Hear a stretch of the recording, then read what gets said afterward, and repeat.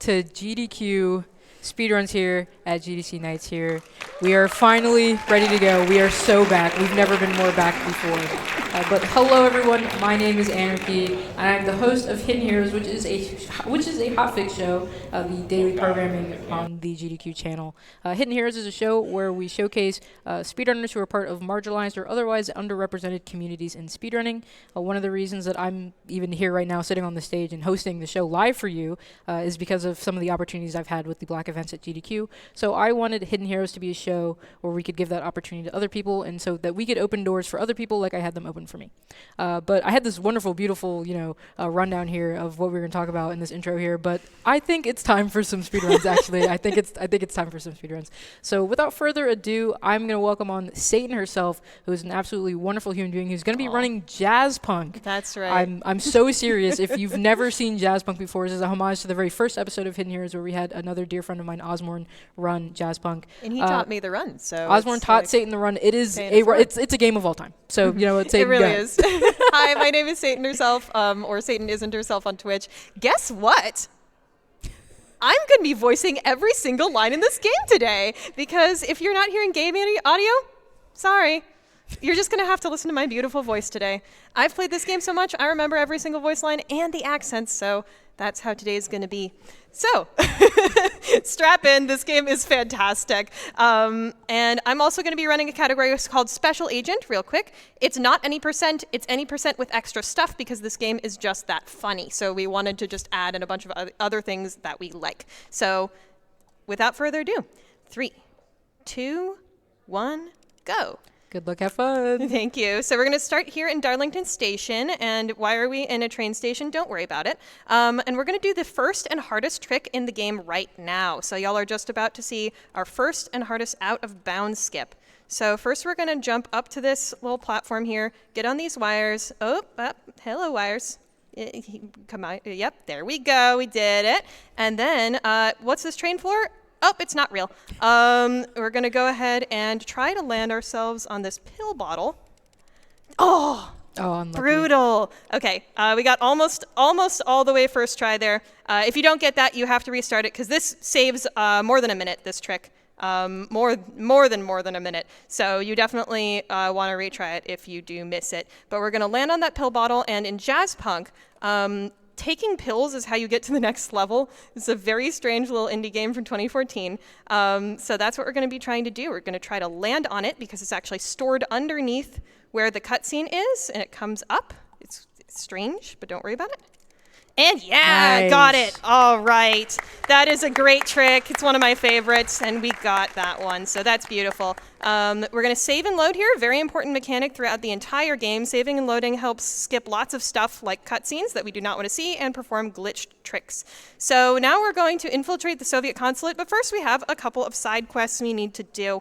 The first of which is we're going to go talk to my favorite NB Frog over here. That's NB Frog, and we're going to play a game of Frogger. There's a very specific route here that we need to take. I don't have the audio cue, so hopefully this will be fine. Yeah, fantastic. He's just a little There we go. Oh, close. Okay. We got it. Okay. That one, as I said, very specific. That one's super tight. You have to get it just in time. Now we're going to collect some passwords. Are any of these your password? You should probably change it. We also have to lick this envelope here because of special agent reasons. This is a funny, silly category. Again, the frog is not required. He's only required in my heart. And then once we get all of our passwords, we go on to our next section. So another glitch here, another great skip we've got coming up. This one is also a skip that involves a pill bottle, but instead we're going to wedge ourselves in the sort of like corner here. We're going to save, because if we want to retry it, we have to save and load. And then go very specifically here, and then we're going to take our pills. It's going to launch us first try. Let's go. That's a hard one. I'm thrilled to get that first try on the stage here. And then we're going to smuggle a carrier pigeon. It has top secret information. Smuggle it into the next level by any means necessary. And what are the means that are necessary? We're going to eat it. Yummers. And we're gone. Do, do, do, do, do, do, do, do, do. That's the sound that plays there. It's from me now. Now we're going to go degouse some pigeons. Don't ask me what degousing pigeons is, but we've got this little magnet gun that we're going to use on them in a little bit here. But first, we have to type an inappropriate word into our keyboard. I'm not going to say it out loud. You can figure it out what it is yourself. And then we're going to get some agents out of these trees because they're hiding. They're shy. We want them to come out. Come on, agent. Oop, oop, Thank you. Certainly. We have to use our degaussing gun to do that. And then here's another. Here's another. That's how I and feel then right now. there's another. That's me. And right there's there, one if of you our don't care. pigeons. So remember, we have to degauss 3 pigeons. This is very much harder to do than it looks. This gun is super inaccurate. You have to practice this a ton. It's really nice when the pigeons are lower to the ground. They're on a cycle, so you can technically know which ones you're going to get if you're going pretty much optimally, but that's very hard to do. As you could see, that pill skip in particular before, very hard to do that consistently and quickly. Now we're going to try to find our third pigeon. Ooh, you're on the ground. Thank you, my friend. Come on. Yeah. And yes, we are spraying pigeon pheromones at people. Again, special agent things. All right, time to actually infiltrate the Soviet consulate now, like the game told us to do. Do, do, do, do, do, do, do, do, do. There's the music. And then we're gonna go ding. We're setting the clock to noon because that's gonna let us let these workers go on break, and then we're gonna hijack their little thing here that they use to window wash. Another glitch here where we jump just outside of the bounds of this. It's really hard. This one's super precise. Nice. Third try is pretty good. And then we're going to save and load, and suddenly we've up-warped into the top thing. Don't ask me why that works. It does. It does. And then we're going to go ahead and blast some phages in an homage to some older games. Stage complete. Do-do-do-do-do. And then we're going to go hack into a thing. It'll thank us for infiltrating the trunk line, which I think is really funny. Again, don't ask me why we're doing this. You're just going to have to play the game yourself to get the wonderfully absurd story. I actually do know why we do certain things, but I kind of forgot why we did this one. So again, play this game. It's super cute. It's definitely on sale right now for Steam sale. The developers are working on another title right now that I'm sure is going to be absolutely fantastic. Yeah, and we disguise ourselves as that guy by picking up the painting. And now we're here at this lovely, tranquil scene. We're going to go ahead and feed the fishes, and then welcome back. Our benefactors are pleased. I'm voicing our director. We've got another job for you. Biotech engineer works at Ratio Corp. This is how he sounds, by the way. It is how he sounds, actually. He's got a particularly valuable artificial kidney. Its estimated value on the red market is over 25 billion yen. Right. We need you to extract it from him at any cost. Improvise. I know you'll do well by me. Well, if you'll excuse me, I've got a landline to install.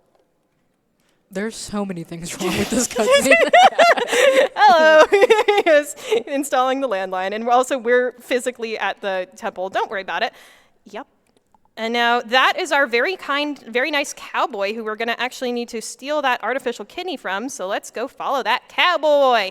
Yeehaw. Yeehaw. Yeehaw. But first, we have to land on top of this trash can. Missed it. That's okay. That one's hard. That would have started a cutscene that now we'll have to watch later, but it doesn't take that long. It's not a huge skip to miss, which is why I usually set it up quickly and just hope I get it. Oh, we did get the perfect jump, though. There is a jump that saves time there because it avoids a bicyclist running into you. We've got... Right. Oh, mid-air fly hit. Nice. Good cycle there. That was one of the best fly rooms I've probably ever done. So love that. We're going to hit our third box because we actually needed to talk to 3 boxes, which we've already done now throughout the game.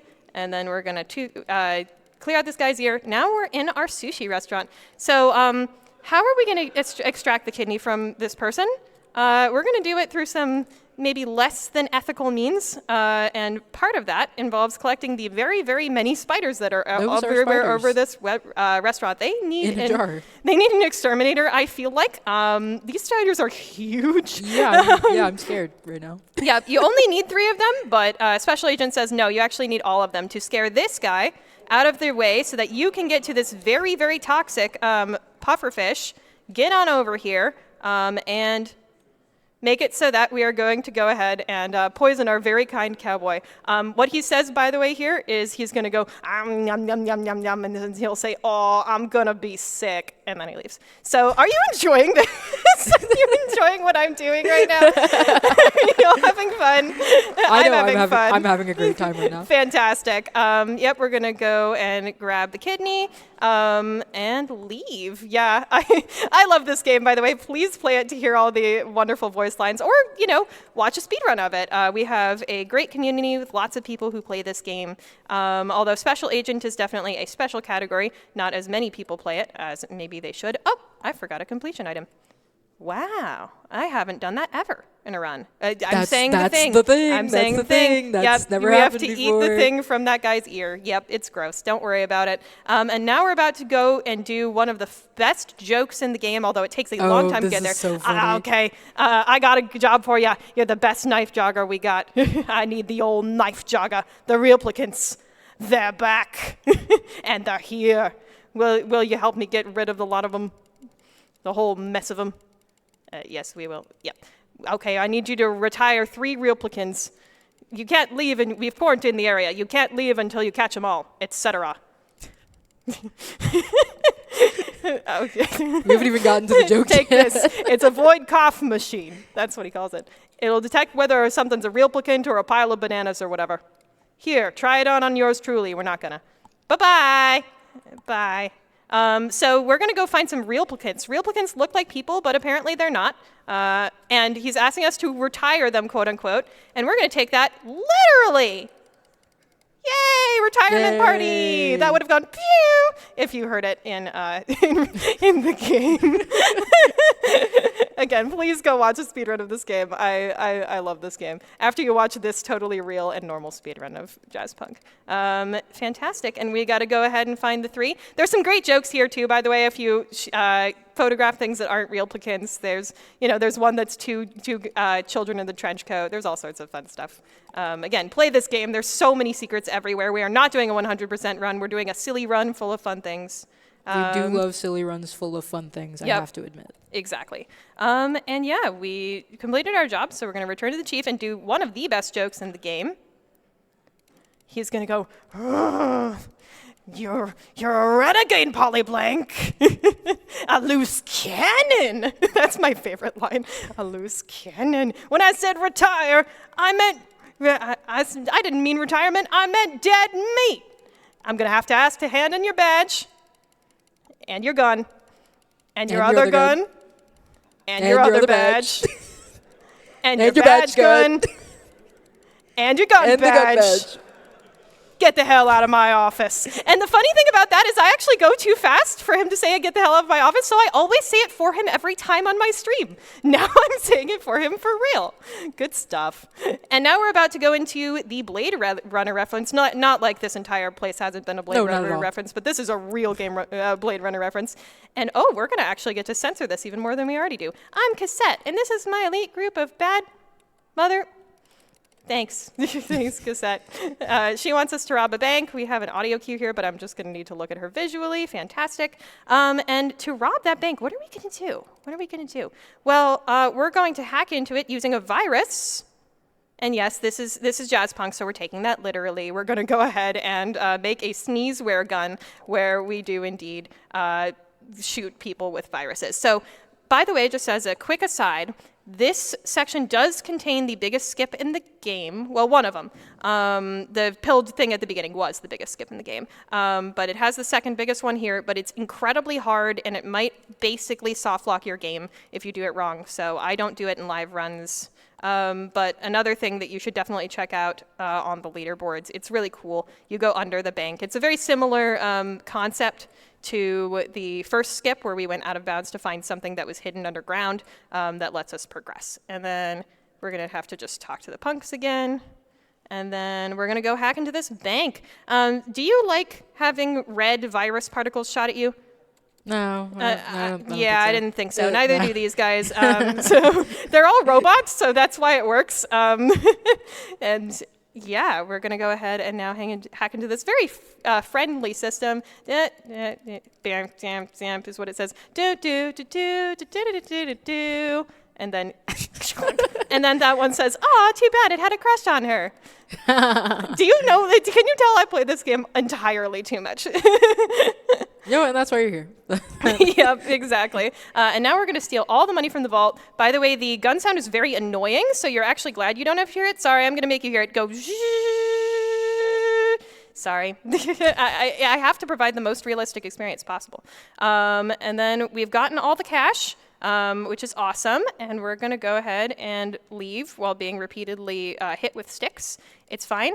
And then Cassette is like, nice. 2 of our friends died, but we got the money. That's awesome. That's awesome. And then she's going to be like, wait, let me in. What the hell, Polly Blank? And then we're going to float off without her. Bye.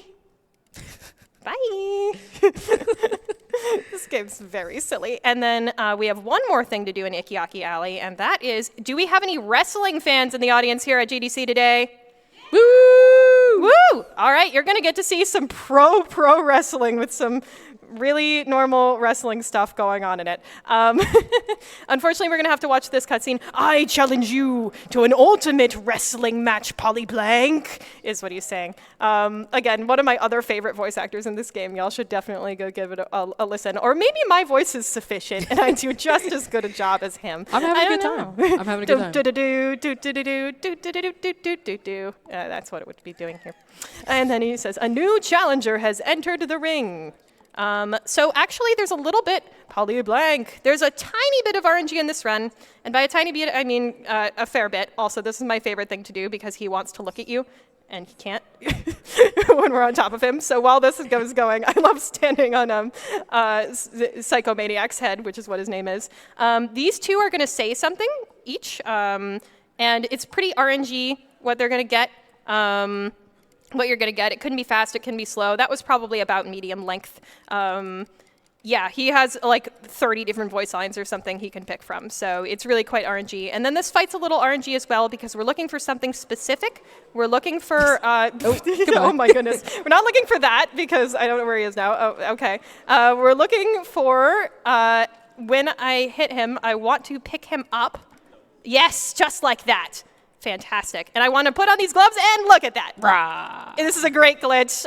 We just win the fight by holding him and punching him with these punching gloves at the same time. Ding, ding, ding. Woo! I'll see you at the next WrestleMania challenge, is basically what he would have said. Congratulations, you are the ultimate wrestling champion of the world, he would say. Now that you win, what do you intend to do? Fascinating. Back to you in the studio. I like to punch him while this happens. We might get small Psychomaniac out here. I don't know. Let's see. No, we didn't. Aw. Sometimes you can get little mini Psychomania out here. And then, ooh, close to first try there. This is a really hard jump. It saves a lot of time, though. By a lot, I mean like a good solid 15, 20 seconds. So now it's probably not saving that much time, but I still want to try to do it. Very hard on a keyboard you don't know, by the way. Trust in the process. Yeah. Yeah. Oh, so close. You have to jump way later than you think to jump off of his head here. But it's a really fun little skip. So I'm going to try to do it one more time. I actually don't really know the go around, but it can't be that hard.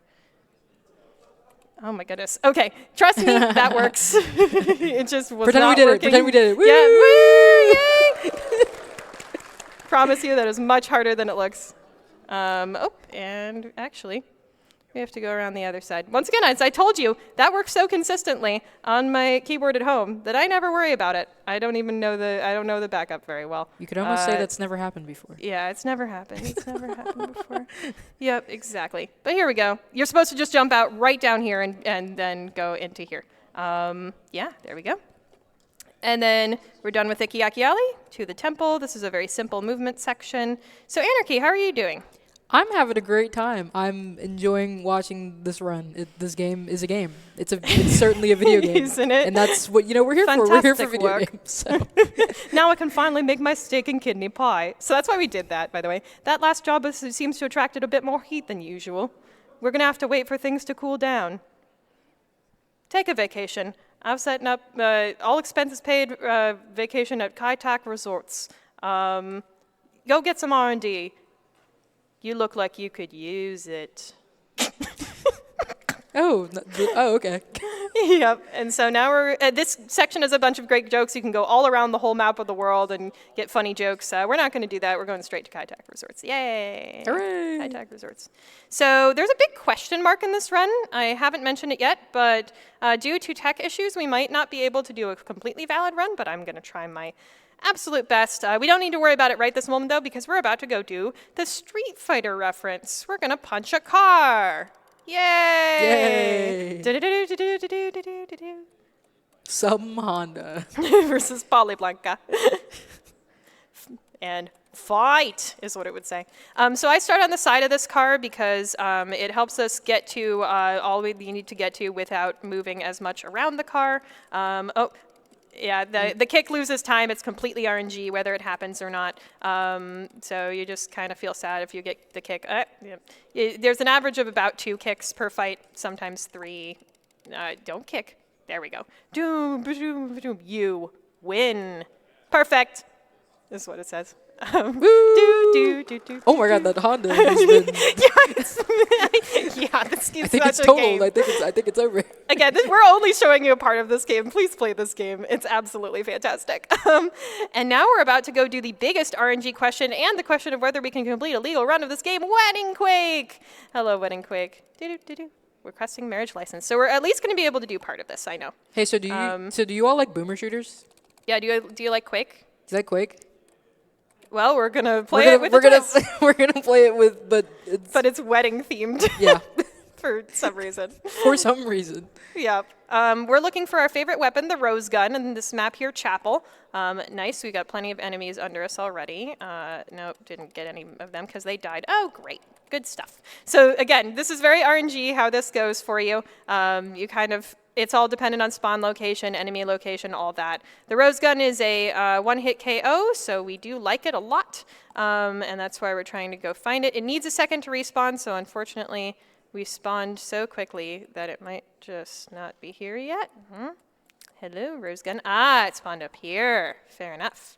And yeah, the only problem with the rose gun is that it does knockback. Right. And there you go. But I actually like it because it allows me to get to different areas faster sometimes, which I think can be helpful.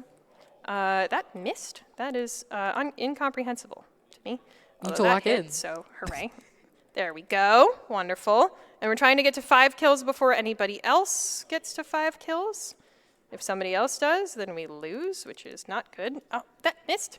Once again, the aiming in this game, really weird sometimes. There we go. Oh, hooray! Yay.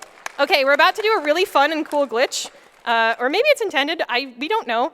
If you press J in 2-player mode, you spawn next to your 2-player character with a one-hit KO weapon. Don't know why, but then you can just hit the other person that you're in 2-player with and get kills really fast. So that works in these 2 maps, this one here and in the next one. And in between your kills, you want to try to find other people. So that was a super fast Ikiaki Alley right there. Very happy with that one.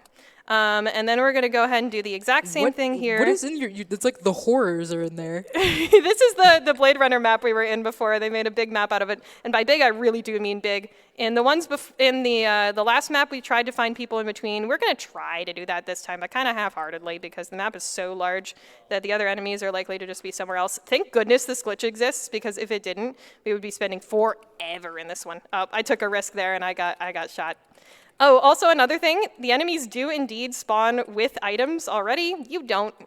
It's a classic thing. They're just like, nah, you're going to have a harder time. Have fun. Well, and there we go. That's that one. And then we're going to find out here if we can do a valid run. So I'm going to mouse over to Kaitac. No, we can't. Awesome. There's one more map that we have not yet unlocked, and we're not going to unlock for a little while. So you get to enjoy a not quite complete run today, but it's very, very close. But close enough. Very close. We would have done Bachelor Pad. If I PB this, just pretend that I did and it was real. That's a joke. I probably won't PB this. But it's a pretty optimized run, except for the RNG parts like here. So now we've gotten our favorite weapon, the gravy boat. We're going to be saying this gravy boat later in a different context, but first we're going to go ahead and pilot it and blow up some people. First person gravy boat. destruction. Again, this game's really silly. Try it out for yourself. And we're not even going to be seeing, the half of it today. I'd just like to park out here and see if we can get some people.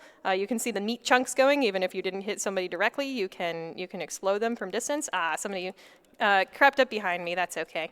We got 3 kills out of 5, so let's try to get those last 2. This is the worst spawn location, by the way, and it's given me it twice. Thank you, game. You're so cool. That doesn't do anything, by the way. It looks like a big gun. It does nothing. You can just see people from farther away. You really want the gravy boat, so we're going to go back and get the gravy boat. Don't do anything to me, friend. You're gone? I love this game. It's silly. We did not kill that guy, so there we go. Yay! Yay! And now we're just going to exit Cake. Bye, Cake. Bye, Cake. Bye, Cake. And then now we're going to go ahead and move on to the Sherlock reference. We've got Sherlock and Watson hanging out with us here, Diet Sherlock and Watson. We're going to make some portals and go some places, including to a relevant location for our route. It's kind of cool. We have a bunch of stuff we need to do at a beach that we're about to go to. I don't like the look of this dimension, by the way, is what he says there. Yeehaw. And so we're just going to build that into the route here. Also, you can pick this slipper up when you come up, which is cool. I think I just saw Isaac Newton. That's one of the voice lines. So, welcome to the nude beach. We're going to use the nude beach to our advantage to do beach tasks. Yay, beach tasks, like finding things in the sand. So we're going to find some cool stuff in the sand, really normal stuff you could find with your normal XCumer, like a mammoth encased in ice. Right. And a nice little spamware disc. We're also going to return a tape. We've been returning tapes over the course of the game. We have 3 to return. We found an NES. That's cool, legally distinct NES. We're going to find a legally distinct Oscar under here. Woohoo, it says. We're going to find some pirate treasure, some real pirate treasure. Oh, it's actually a piracy joke. Right. We don't pirate here at GDQ. And we're going to see our one and only Star Wars reference in the game. Encased in carbonite. And there we go. That's our exhuming. That can be kind of tricky, especially with no audio cues. There's actually a really great audio cue in that section, so I'm thrilled that we got through that fast, because I usually use the audio cue there. So happy that it worked out well anyway. How are y'all feeling about Jazzpunk GDC? Thank you so much for coming out, by the way. I know that we started really late, and y'all are a fantastic audience. You've been so patient. We're going to go ahead and hop this fence. That's a really precise jump, and that was really clean. Love that. Nice. And then we're going to break our neck. Oh, can we do the swag? Oh, almost. I like to try to break my neck while opening Joe's Pizza here, but it's pretty hard. Who's Joe? Joe Mama. Sorry. I had to take it. I'm sorry. But we're about to do our Evil Dead 2 reference here. All you can do here is take good lines and try to avoid the pizza zombies that come at you. I love Pizza Cabin. Yeah, take a look at the Pizza Cabin. I love that they put it all the way to the right. It's so fun. And then there's only 3 zombies we care about here, which are the ones that are guarding the door, and we have to slash their heads and bodies away. 3 hits per. That was really fast. Please open the door for me. Don't close it on me. What? Huh? Hello? Open? Open. Thank you. I don't know what that was about. Once again, never happened before. And then we're going to do our Evil Dead reference where it all goes, thanks. Hey, audience, can you laugh for me? Thank you. You're helping me out. We're going to, quote unquote, save this guy from drowning. She says, oh my God, help. My boyfriend is drowning in the pool. And we definitely helped. He definitely wasn't already dead. Then we're going to do a nice short hop there. That was good. I like not taking more than one try on that. And then we're going to operate this elevator with our mind. I pressed 4 on my keyboard there. And there we go. We're moving up. Cool. The docent also says he can operate this elevator with his mind, but we don't care. We can also do that. You're not special. And then we position ourselves in the door so that we don't have to wait for the door opening animation when we get out. This game is looks fantastic. I think its graphical style hasn't aged at all. It is gorgeous. What it doesn't have is collision in every part of it. So we can definitely exploit it in some of the ways like that. Unfortunately, that docent is kind of RNG where he's going to end up. We're going to do one of the coolest things in the game that I think you can do. So here, it looks like we're in a cutscene. Oh no, we can't. We have to wait for the cutscene to finish. Nope, actually, we can save and load, and in this little moment, we can jump. And then we're going to do it again. And then we're going to not quite make it there. That was really close. I like to do that in 3. Sometimes you have to do that in 4. It's okay. And there we go. And now we have gussied ourselves up, and we can continue, but we're going to do it with the cutscene playing. Sorry, change of plans. There's a syndicate man on site. It's too good of an opportunity to pass up, is what he's telling us. So basically, we have to go do our job while we're on vacation. Can y'all relate? I know. But we're going to have to kiss some people along the way, as you do. And then we're going to meet up with the editor. Oh, I am known as the editor, he says. He's very British and smarmy. And yeah, we've switched out the cases like the director asked us to. And oh, look at this lovely cocktail. There's nothing suspicious about that at all, right? And we're going to kiss this man on our way out, and we're feeling great because we've got the right case, and it's all wonderful. Oh, no, what's happening? Oh, no, the cocktail was poisoned. No. That sucks. Oh, what's the matter, Polly Blank? That's what it says here. Yeah, we have a little bit of time here. So, Anarchy, do you have any thoughts? Anything from chat? I just want to say, once again, this game is hilarious. But, yeah, just know Twitch chat, I did not forget about you. I love you all who are watching Hidden Heroes at home, just as we would any other night. But I'm so glad to be here. I'm so glad that, shout-outs to the tech team, by the way. Huge shout-out to tech team. Huge shout-outs to tech. Huge shout-outs to tech team. We're doing a trick here where we line ourselves up in the middle of this little black thing, and then we're going to save and load.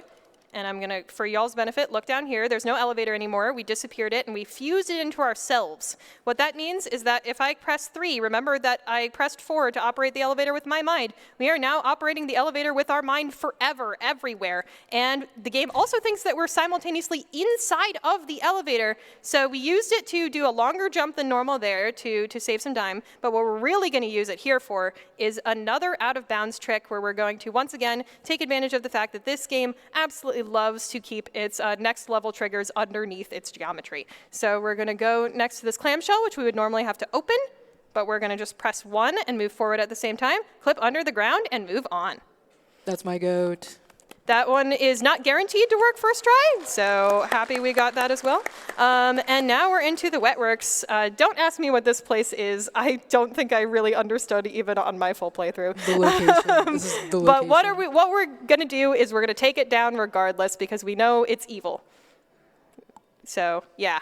This movement is really interesting, actually.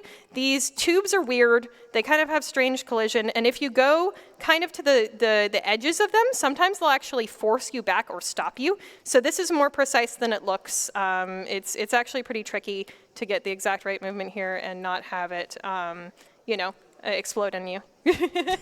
This next one has a door where we're going to have to land on the ground before it opens. That's why we can't just go straight in there. And then finally the last tube. And then what happens to electronics when we don't want them to work? We splish coffee on them. And that destroys the simulation we're stuck in. And we're back in Darlington Station. Do we remember this from so long ago? It's the whole beginning of the run. That was like forever ago. Yeah, it's just as it was, except for it's not, because unfortunately, the editor has taken our secretary and director. Oh no, he stole them. He's basically saying that, you can read this, Dear Polly Blank, it appears I am in the process of being kidnapped. You've taken your friends. If you wish to see them again, come to 128 Pleasance Avenue, is what the editor says. So we're going to have to go to 128 Pleasance Avenue. That'll be fun, I'm sure. And nothing bad will happen. There will be no games of sport. This message will self-destruct in 5, 4, 3, 2, 1. Yeah, the Bachelor Pad has a lot of places where you can gain and lose time as well. It's a very intricate part of the run, so I'll definitely be explaining stuff. But for now, Anarchy, do you think we're going to rescue the director? Well, of course. Are you sure? Well, maybe. Is he going to be like we found him? Well, No, well, maybe not. Maybe actually. not. Maybe not. Well, we're going to save and load here, and not only does this skip this robot's dialogue, but it also concentrates these little bugs into the center of the map, which we really need because we need to get all of them. Unfortunately, there's actually an audio cue here that lets me know when I've gotten them all. So I'm just going to hope I got them all and continue. Yep. And now we're going to play Fruit Ninja. It's 2014 again. Do y'all love Fruit Ninja? Yeah. So we've got our dated reference. It's awesome. It's fun, though. The problem with this one is that you do have to redo it all over again if you don't get all 12 slashed fruits. So I'm actually focusing decently hard here because you can absolutely lose this. I have lost a PB to it before. But we got it. Hooray. There are some runners that kind of swish their katana on the bottom of that to try to get the fruits as they come up, but it's hard to do and still get all of them accurately. So definitely not a marathon safe strat for me. We're going to go ahead and pick the lock. Right. I was just about to say, what is that? I was just not even, don't worry about it. And we're going to have a pillow fight with this lady. No. Right. There she goes. I hope she had a fun pillow fight. And then we're going to go ahead and pick up this all-affecting remote and bring down the director while we run down here. And, oh, we're going to kiss a pretty lady. That's fun. Actually, the unhygienic person is going to come and kiss us instead. The creature. That's literally what they're called, by the way, the unhygienic person in the game. The creature. The creature. Oh, that reminds me of something I got to talk about at the end of this here episode. Look behind you. Wait, no, over here. A little to your left. A little to your left. That's the editor talking. He's trying to get you to look at him, but you're really bad at looking at things, apparently. I like the grab, though. Yeah, I love pixels. That's my fave. Yep, and now there we go. There we go. There we go. He says, I've taken your editor. And then the editor's like, yeah, they've taken some of your important directors, i.e. my. And then he's going to challenge us to a game of sport to get back the editor. He's got a baseball bat, so what sport do you all think we're going to be playing? Baseball's a good guess. I like baseball. Someone here plays a good baseball game. There might be someone who does that. Improvise. I know you'll do well by me. Unfortunately, I think y'all are a little wrong. You'll have to see. Although I think the editor does think that we're playing it. No, we're going to play some mini golf. Woo! Also, he won the coin flip that we had backstage, so he's going to go first. And he assures us there will be not one hint of foul play. Watch this. Yeah, that's definitely not foul play. Right. Yeah. Right. All right. Yep. He says, a home run. I must be a little bit off today. Well, we did say baseball. We did say baseball, but nope, it's mini golf with a pool cue. That's the only thing you can choose, by the way. You cannot choose a golf club. It's not allowed. Just like real life. Nobody plays golf with golf clubs. They only play it with pool cues. Right. Right. Oh, that usually would work. That's okay. And we're going to go ahead and save and load again. Again, save and load. When in doubt, save and load. That's what you learn when you play Jazzpunk. The speedrunners tried and true. That makes it so that the editor comes over here way faster. And that was such a good shot, editor. I can't believe you did that, editor. He's using a hockey stick now. I love this. I was going to say, I like his football helmet. Yeah. That's totally the He right needs sport. to wear it. He needs to wear it. It's very important. There we go. There we go. And over here, the editor doesn't even need to walk over here. The ball just goes by itself. No foul play. No foul play. No foul play. At all. But we're unfortunately not offered that luxury. We do have to play the game. I don't think that's a golf ball anymore.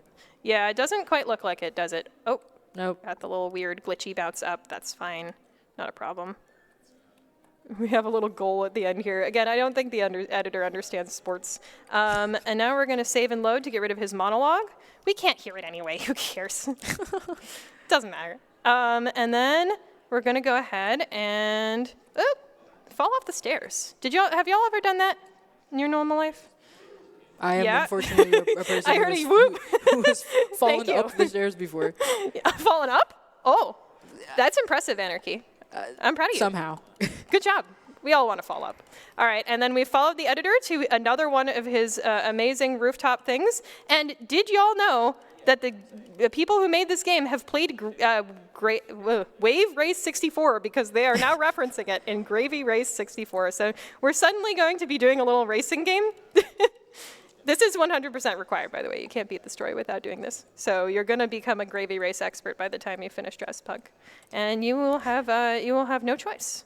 But anyway, this is harder than it looks. I know I keep saying that, but it's true. Especially this next little ramp here. The second one, if you don't hit it head on, it's really going to kind of fly you in a weird direction. And sometimes you can even go off the bounds of the gravy doing that. It doesn't help, but it's funny.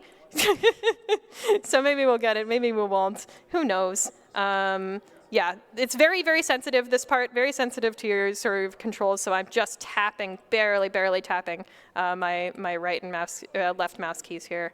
And yeah, we're going to finish Gravy Race. Anarchy, are you hungry? I sure am. Yeah, me too. Chat, can I have your best popcorn emotes, snack emotes? That would be cool. And then we're going to go ahead and get kissed by the unhygienic person again. The creature, that's right. And now we're going to steal the editor's car because it's faster that way. And who doesn't love pink? I love pink. Shoutouts to pink. It's not Wednesday. Well, when it is Wednesday, you know what? I'm going to do it. I have a GDQ Hotfix show debuting on Wednesday. I'm also one of the Hotfix hosts, just like Anarchy here. It's going to be called Creature Corner, foreshadowing complete. And it'll feature games that feature non-human protagonists / player characters. So your Tunics, your Sonics, your et cetera. Oh, also, you don't need to play volleyball in this Virtual Boy reference. You can just slap him with a chair. Yeah. He says, I like to call that reverse winning after this, which is another one of my favorite voice lines in this game. But yeah, please come check it out. It's going to be at roughly the same time, 7 p.m. Pacific, 10 p.m. Eastern time. This Wednesday, we're going to open with Super Mario Odyssey, Castlevania Symphony of the Night, and Sonic Colors Ultimate. So a bunch of games featuring transformations. It's going to be a lot of fun. It's a banger. Yeah, I'm really, really looking forward to it. There's another show debuting that night too, so if you want to see double debut, that's what you do. Anyway, enough of that. We're going to go ahead and literally inflate the editor's ego so much with all of these accolades that we're going to be able to let him fly into the sky. He says, no. And then we're going to, yes, go sideways and jump, because this is a lot faster than walking normally. Don't ask me. We just found it, and we're like, okay, that's fine. And then, look, it's our secretary. But y'all, I'm so sorry. You're going to have to be here for another more than one day. I'm sorry. This is a multiple day speedrun. Yeah, we're done.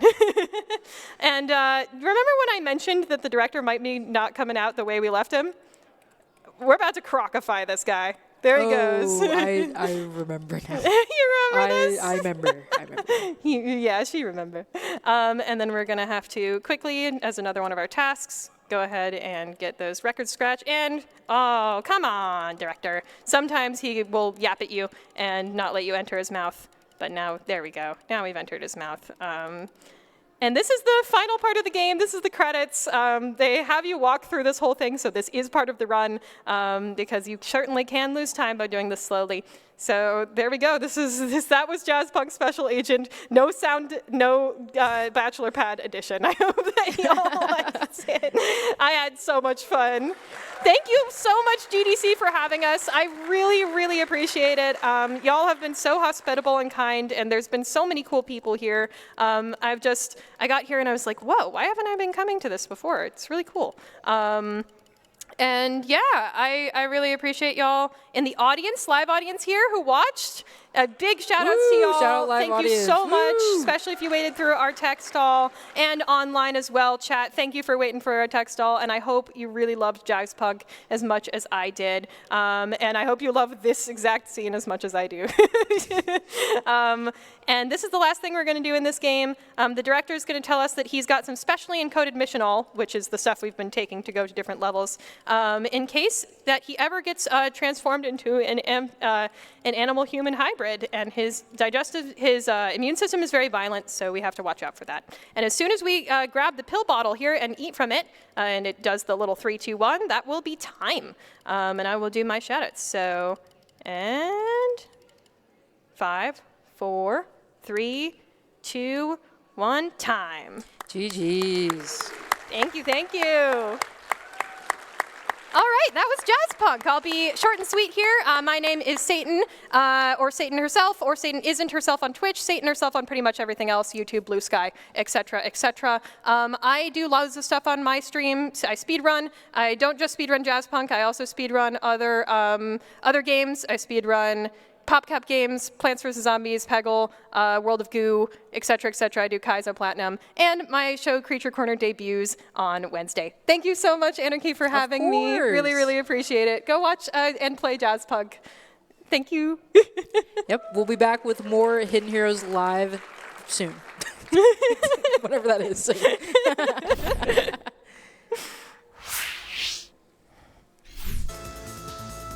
Hey everybody, and welcome back to the half, sort of, episode of Hidden Heroes here live at GDC Nights. Very, very excited to be here and hosting live again. As some of you might have saw on Monday night, we had a couple of tech-related shenanigans, but it's all good now. We're chill. It's awesome. We're hanging out, and I'm here to present the second run that we had scheduled. But we had to move due to some time constraints. So. Without further ado, Tippy, take it away. We've got Tomb Raider II Remastered. I'm very excited to, watch this run. Awesome. Well, we are going to be doing Tomb Raider 2 Remastered, and actually I'm going to ask if maybe you could turn me down just a little bit. Thank you. So on Monday, we were supposed to do the secrets category, but because we don't have a whole lot of time for that, which is around 2 hours, we are instead going to do a different category, and that is any percent.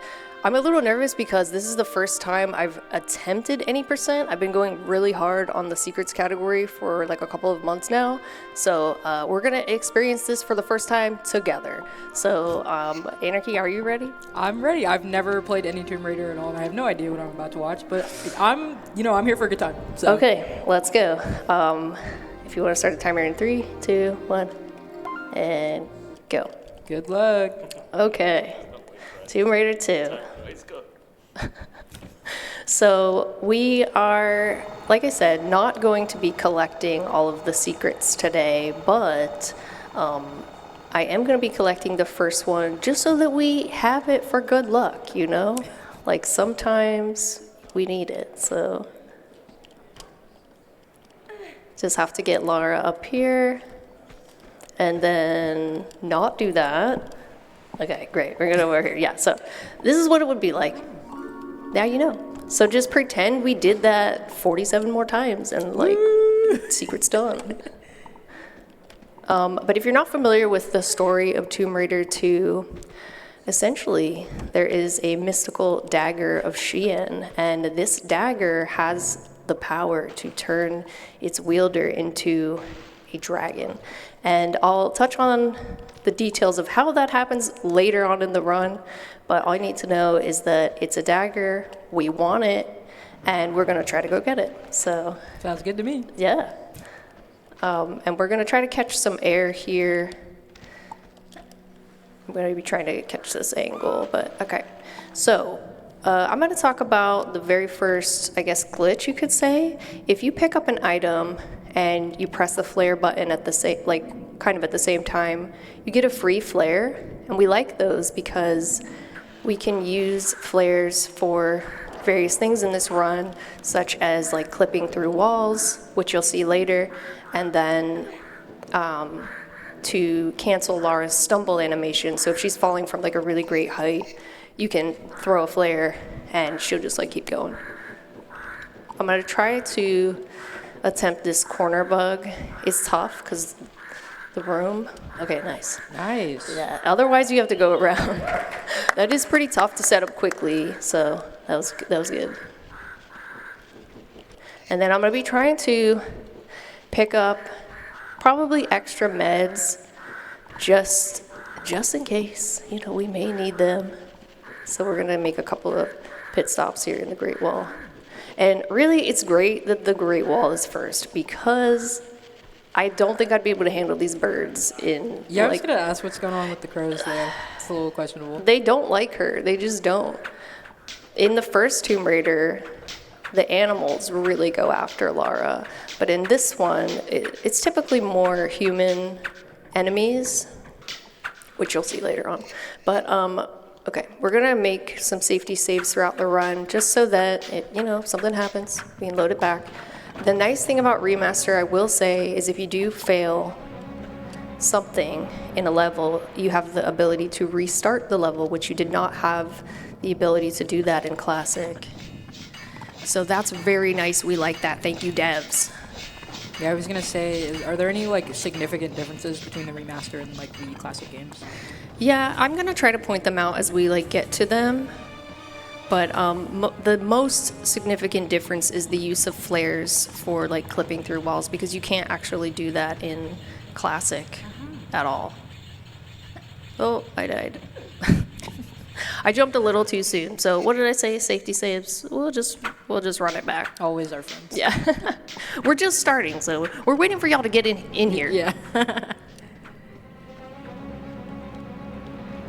I do definitely want to shout out all the people we have in person here at GDC Nights. Thank you all for showing up and coming, especially after the issues we had. So I really appreciate all of you. I'm going to give you a round of applause. Yes, thank you.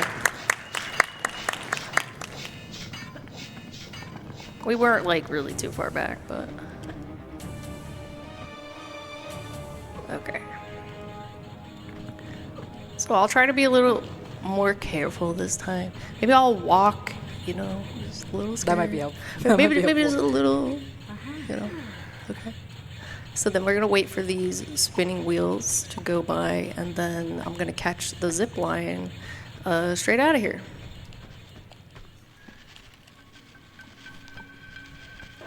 The spider's got to have the last, word, And this is pretty much the end of the level. We just have to avoid these tigers. And I hope they don't get close to me, but if they do, sometimes they can kind of tiger speed boost you into this door. Okay, no, tiger in sight. That's rare, so cool. All right, so Lara's been tipped off about a man named Marco Bartoli, and he is supposedly somewhere in Venice. So that's where we are right now. And we're gonna hopefully go find him so that we can stop his evil plots. And we're coming up to the very first swim bug in the game. This might be the only swim bug in any percent, but you kind of have to go through the... Oh, okay, we'll run that back. I honestly blame the San Francisco weather for some of these failures of glitches, because my skin and nails are ruined. It is so cold. Yes, it is really cold. Okay, so we got up the awning. That's great. And now we just have to open up a little cubby door so that we can continue. Well, I was trying to practice this on the hotel TV, and let me tell you, friends, that was very tough. So hopefully this is a little bit better, but the contrast was shocking. Yeah, I can only imagine. I can't imagine. And the big TV, I'm used to playing this on a very small, well, not very small, but a 24-inch monitor at home. So, okay, so wave to the secret. Bye.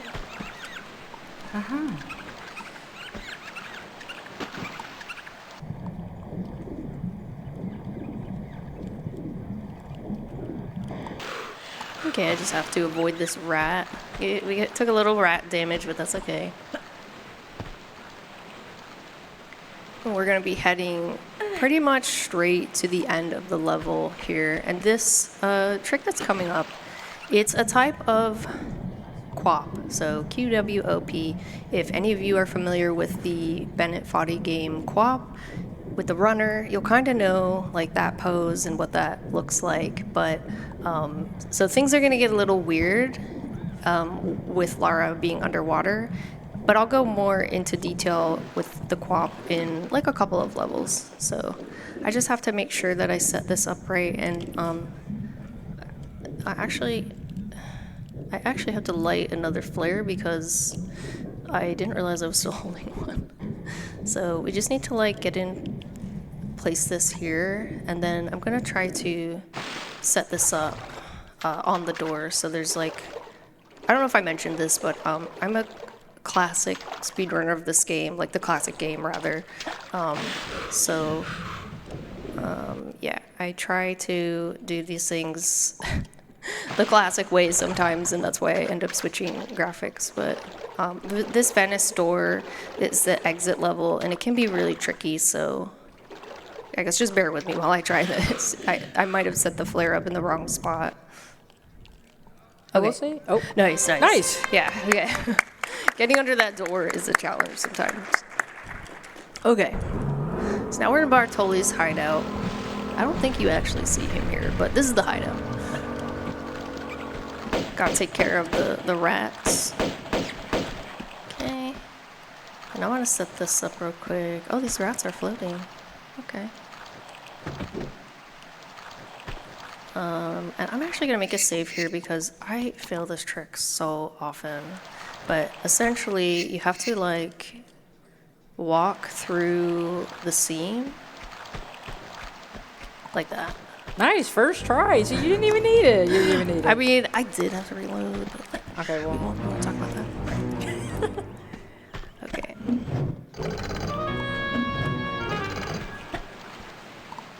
Okay, switch this. And we're actually gonna go straight back to where that seam was, but from the other side, and try to get in there, so.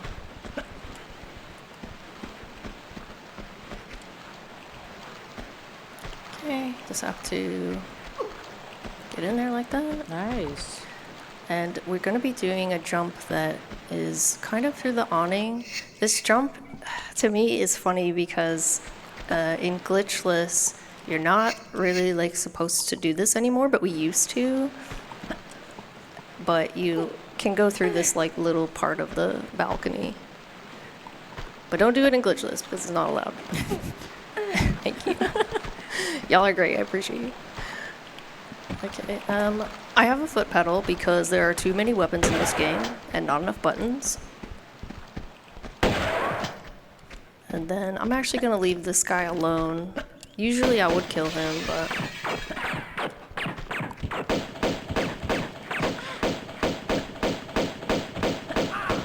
Okay, he's dead. So this here is... Hopefully this will work. This is supposed to be just like a little fence clip. Yep, okay. Nice. Yeah, no, those aren't too hard. I think what makes them harder is when you are like moving and you're trying to run into a fence clip, which you'll see in a couple levels. So if I fail that, I'll let you know. I feel like it looks cool, so. Yeah. And then we just have to kind of avoid taking too much damage from these guys. Ooh, okay, my health is questionable, but it's okay. No, it's chill. It's chill. Okay, actually, I'm scared, Anarchy, I'm gonna say. No, I trust you. Okay, so we're gonna light a flare, and this one loves to troll me as well. But we're gonna try to get Lara into this little seam, and then like push her out the top. Okay, Nice. awesome. See, you didn't need to be scared. I'm clapping for that. Thank you. Okay, if you finish a level without, like, okay, look at my health now, and then look at my health at the next part of the level. So if you finish it, you start with full health, so that's excellent news. I'm gonna switch to classic here. We're gonna be clipping up through this corner. Okay. And I have to make kind of a leap of faith. Pray. Okay, awesome. We're doing another little step bug. So I'm gonna set this one up here. 1, 2, 3. And then we should be able to just roll right through. Oh my there. goodness. Yeah, That is so cool. this is a challenging run, and it's a fast run when you're doing it right. So fingers crossed for the rest of it. We'll make another save here because we have to do more leaps of faith. This is a platformer. And I'm gonna try to shoot this guy just to kind of distract him while we do this. Yeah, okay.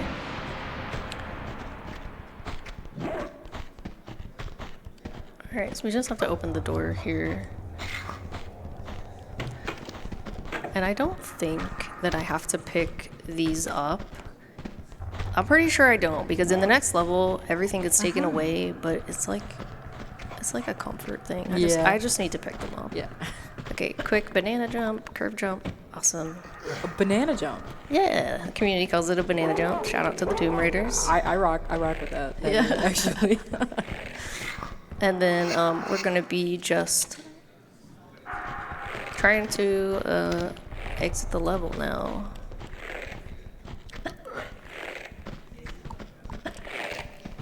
Oh, I fell. Okay. So when that happens, there is a little bit of a backup that I do, and this end of the level is a little sketchy because there's like dogs and everything else. But I guess I could just reload the save. I don't usually save there. Well, there you go. Oh yeah, okay, there we go. Save. Oh my god. Okay, yeah, we can just like try this again. That's what it's supposed to look like. Yay. Alright, and now I just have to really avoid too much damage from that box, and we're kind of out of here. If Lara hits her head on, like, the ceiling, for some reason, like, that also helps cancel stumble damage, so, yeah. Okay, so Lara gets on the plane, Bartoli's on there, and they notice she's on the plane, and they're like...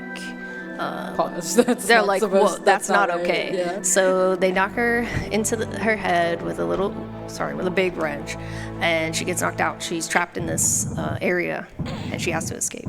So the people who worked on the rig were not the smartest, and Lara, if she just presses this button, she can escape.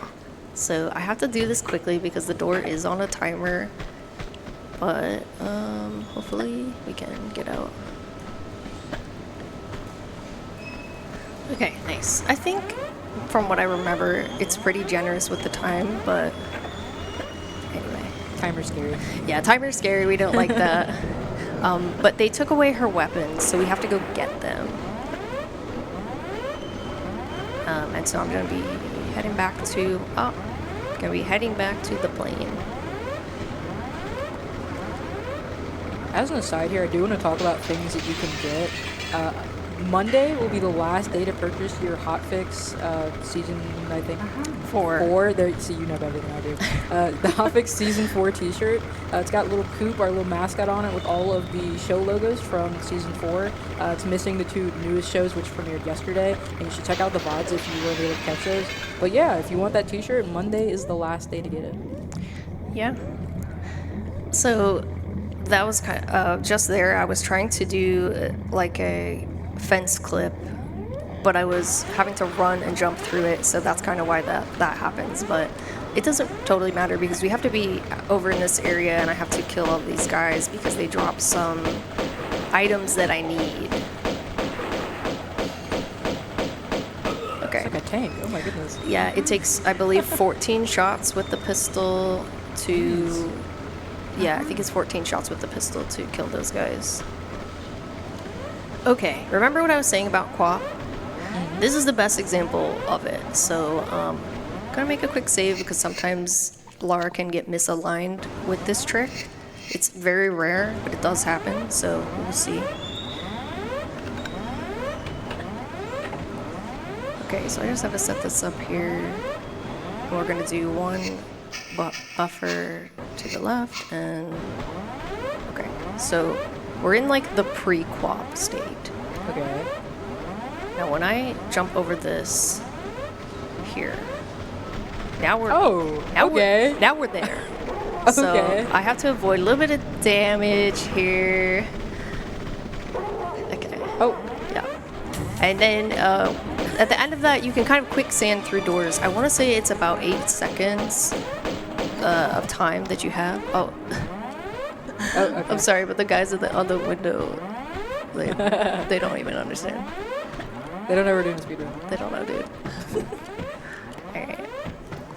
So I don't normally do this in secrets, but we're gonna try to use this flare to like clip through the wall here. And this, in theory, looks good, so I'm actually just gonna save it here. We should be able to, yeah, just like Nice. that. Okay, cool. The flare embeds, I will say, they're all a little different and a little, like, tough sometimes. Like they will not work very randomly. So I'm really glad that worked. Very good stuff. And this is actually the end of the offshore rig. So we're making good time on this level, aside from the swim of shame. I'm giving you a round of applause. That was a good level. Thank you gotta you. rate that up. That was good. Thank you. All right, so this level, I think this is the diving area. I believe this is the diving area. Typically, there's a really big fan in this pool, but if we swim very carefully, we can kind of swim through the current, which is awesome for Lara, because then we can continue.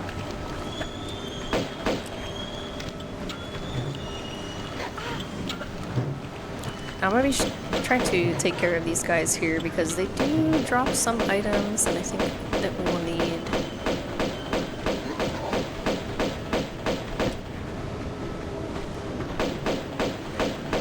Okay, these guys, did they drop on the same? No. They were real close. Yeah, to, I was like, where's the other one? like, I'm trying to actually find. Wait, where's the other item? Hello? I think it's like in between his leg. Question mark? Maybe I picked it up. Oh, okay. Well, we're just not gonna worry about it. Well, that just happened. I don't see the item, so we're just not gonna worry about it. Okay. So, I don't exactly know which ladder is longer, the one in Metal Gear Solid 3 or this one. Very long, but we're gonna try to skip this completely. Oh, Nice. Well, there you go. Ooh, yeah. The interesting thing about that ladder, if you go up the ladder casually, it honestly takes a full minute to do. So we just don't do that. We love time save. We love time save.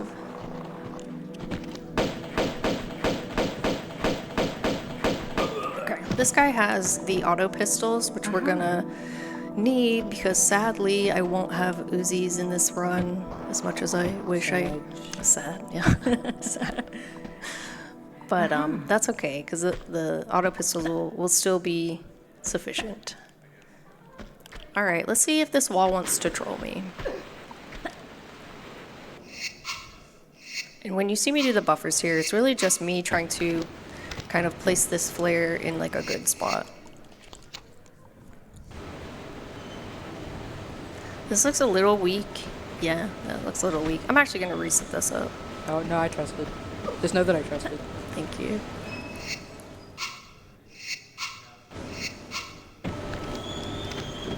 Okay, this one looks much better. So we'll actually save it over this one. Okay, Nice. yeah.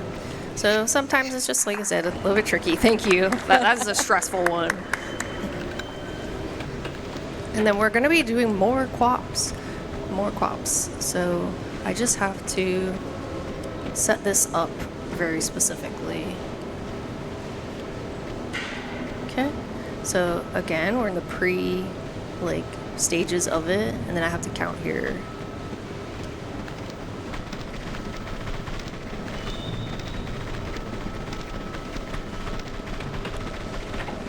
That looks so... That's him. Okay, I actually have to redo it because I sort of mistimed this, unfortunately.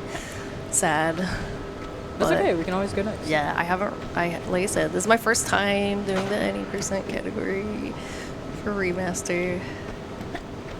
Okay, try this again.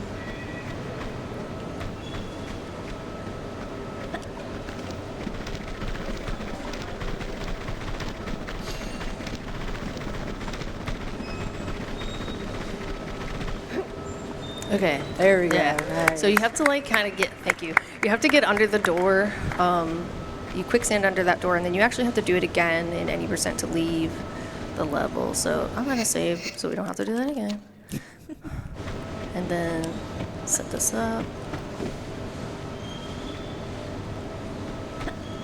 Okay. I think that should work. I'm gonna run this one to the end of the hall here. And then we just have to kind of follow these yellow lines. Follow the yellow brick. Follow the yellow brick line to this door. And we can kind of quicksand under that. So Saves a ton of time in the level.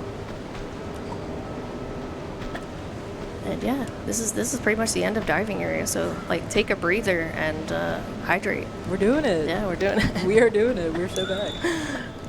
I'm actually really happy we got to come back today for the run, because on Monday it was a little bit stressful. We didn't get to set up in time, so there was no time for this run. So thank you for being here. If you were here on Monday and we're hoping to see this, I appreciate you coming back.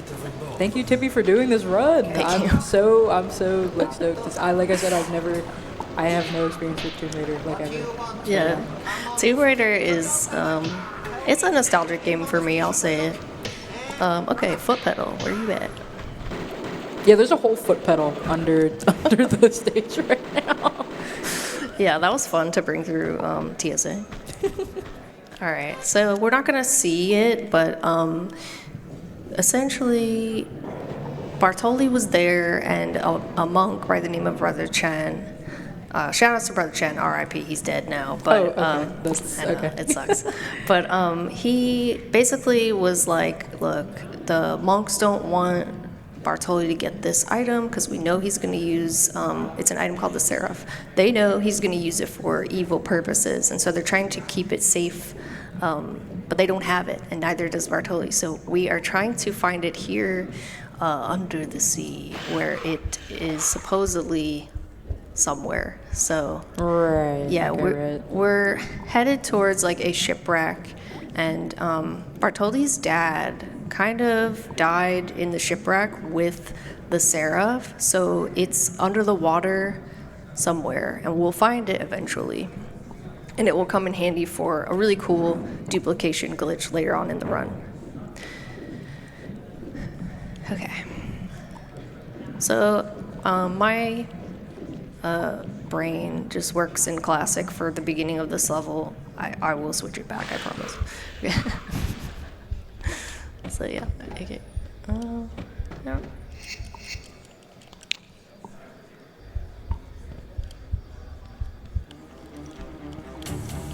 Okay,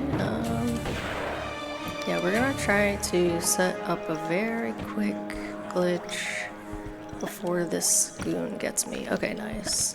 Nice. Well, well. All right, it's about to get a little hot in here. Right. Yeah.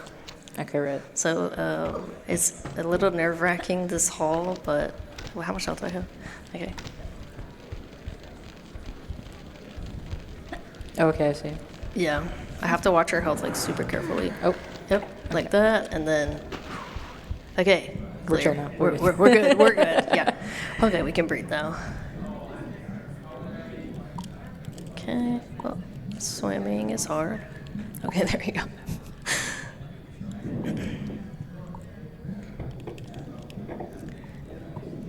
And we just need to leave like leave from the top, and there's only like a certain amount of time we have to do this before Lara will run out of air, so that would make sense. yeah.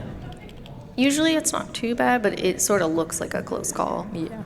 And I gotta be careful when I am swimming up above these, because you can actually kind of glitch through them in the same way that you would do like a corner bug jump or something.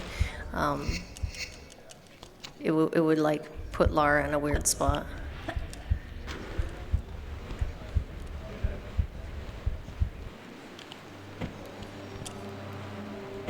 Oh, okay, she fell. That's fine. You can just set this back up.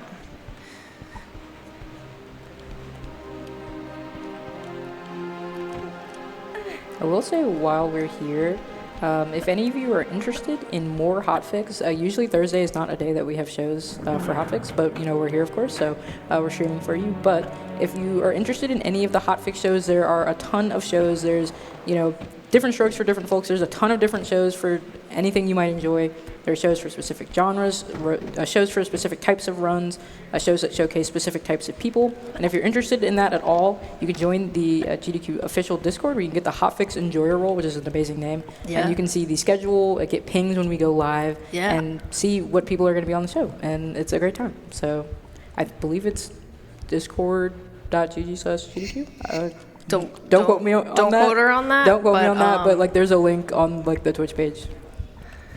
dive bug. Yes. Whee! Okay. So if you dive and you hit the ceiling, or sorry, not the ceiling, the wall and the floor, kind of at that seam, she won't take any fall damage, and we use that occasionally through the run to get out of there. Okay, now this guy sucks. He looks scary. I'm scared. He like shoots Lara. Okay, he actually wasn't that mean to us, but Yay! yeah. He's a big run killer. Like he can shoot you completely dead. But okay. Whew. So now we are in the wreck of the Maria Doria, and this is the ship that I was talking about. So you'll start to kind of see like a upside down ship looking level. Right. We're not gonna get too far into the level itself, but everything is upside down.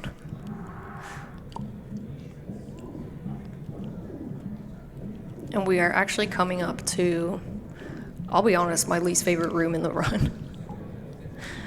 We have to kind of kill these 3 guys, and then we're gonna be trying to avoid some fire damage once again.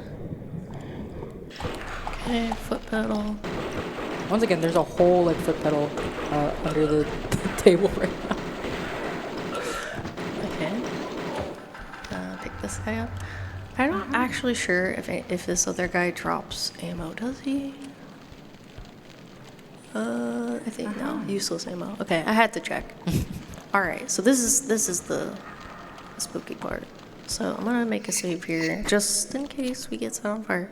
We love safety saves. Yep. And then we're gonna try to do another flare clip, like this. Okay. Whew. Nice. And thank you. That is a tough one. Typically, I would kill this guy because I don't like him, but we don't. Okay. We don't have time for that today. So You got a game to finish. we got a game to finish. Oh, I can't see. Okay, awesome.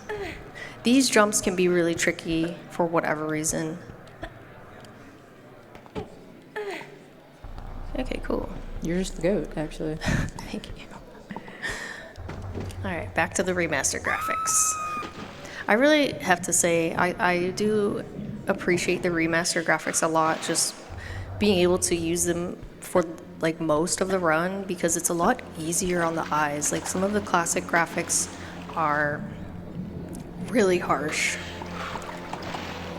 Okay, let's kill this guy. All right, and he drops a little med pack, so we'll pick that up. And I'll give y'all a little preview of what's to come.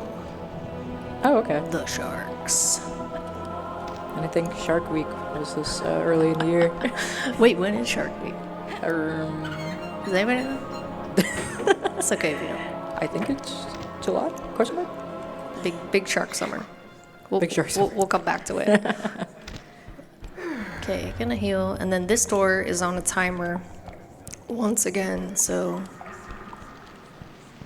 Okay, we're good.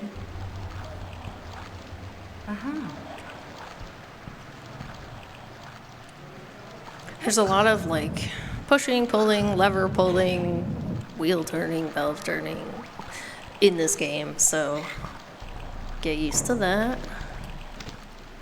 She just be doing stuff. She just be doing stuff. Okay, now we are actually headed out to where the sharks are. And hopefully they will behave. They like to stack on each other typically, so we're looking for shark 1. Okay, there's 1, and then shark 2. Nice. If anybody has any ideas on like good names for those sharks, please let me know after the run, because I haven't been able to think of a good name, or Anarchy if you know. Bruce. Well, yes, Bruce, but then like what's the other shark's name? I don't know, not Bruce. Okay, you know what, Anarchy, I'll give it to you. It's Bruce and not Bruce.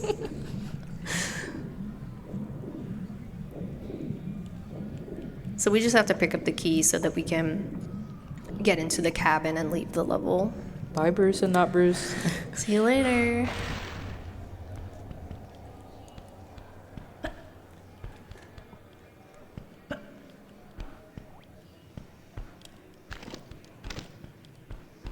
Okay, yeah, it's this room here.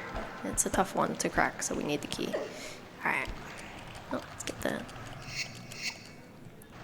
And I'm gonna be trying to do a quick clip through this trap door. Just kind of like that. Oh, okay. Yeah.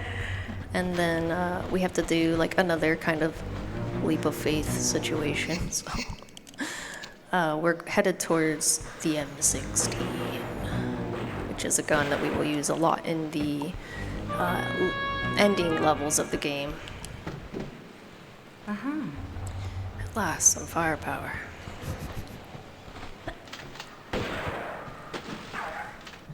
And the end of this level, if you're low on health, can be a little spooky, but there's eels and barracudas that want to eat you.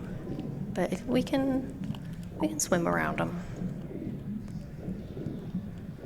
And then you just swim out of the level. So the ending is coming up, and we're going to head into what's the next level? The living quarters, I believe. There are humans living there, so that makes sense. Right, surely. Surely, yeah. I could attempt another trapdoor skip. I think for the purposes of today, I'm just going to pull the lever.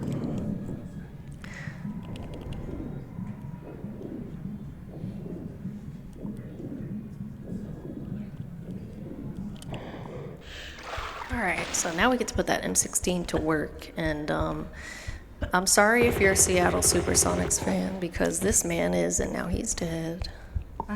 But he gave us a really cool med pack, so yay! Yay! We like that. I'm gonna try to do like a kind of rolling corner bug. Let's see, what is this? Okay, like that. So you have to set it up kind of specifically, and then that's it. There's usually a guy shooting at you, or shooting at me in the other category that I run predominantly. So to not hear a single gunshot there was music, or not music to my ears. It was beautiful. One might say that that's never happened before. Not to me in this game, so yeah, true, Anarchy, you're right. That's the thing, that's the thing. We're going to be trying to avoid too much damage from this guy. He has a harpoon gun that he's trying to hit me with. No, nothing yet. Alright, don't be too scared. What's the deal with that eel? It's so spooky. I actually have to kind of swim into the ceiling so that the eel doesn't eat me. So that's good. And I'm running out of air. Okay, wait a minute.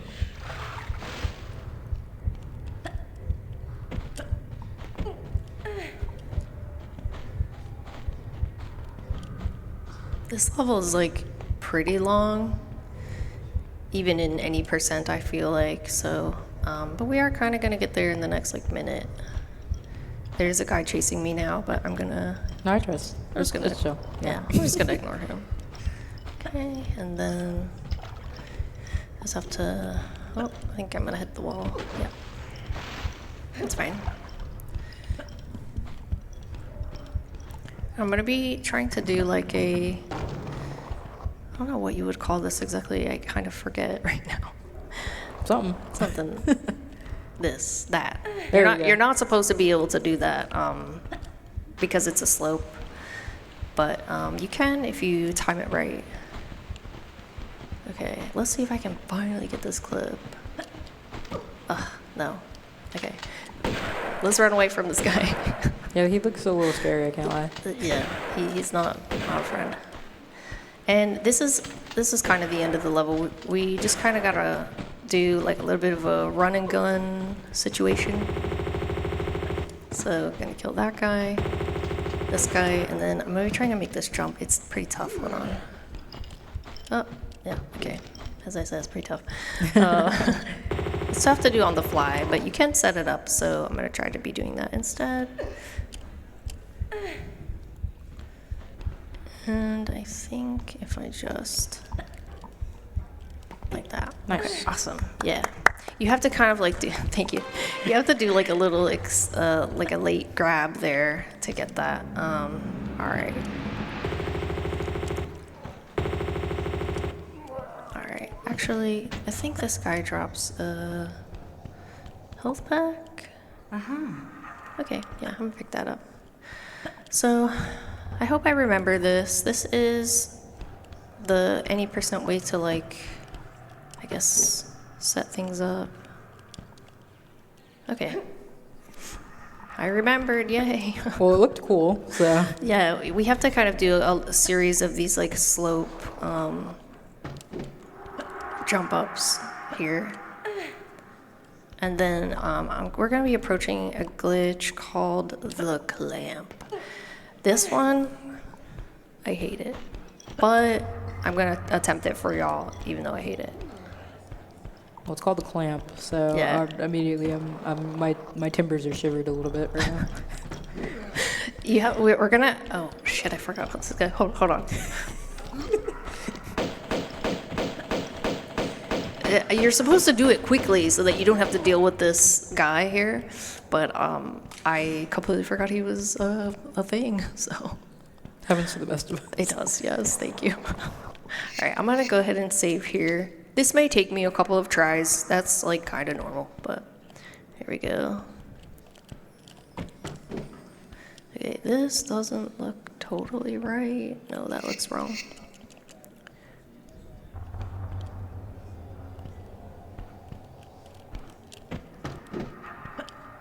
Okay, is this right now? This is more correct.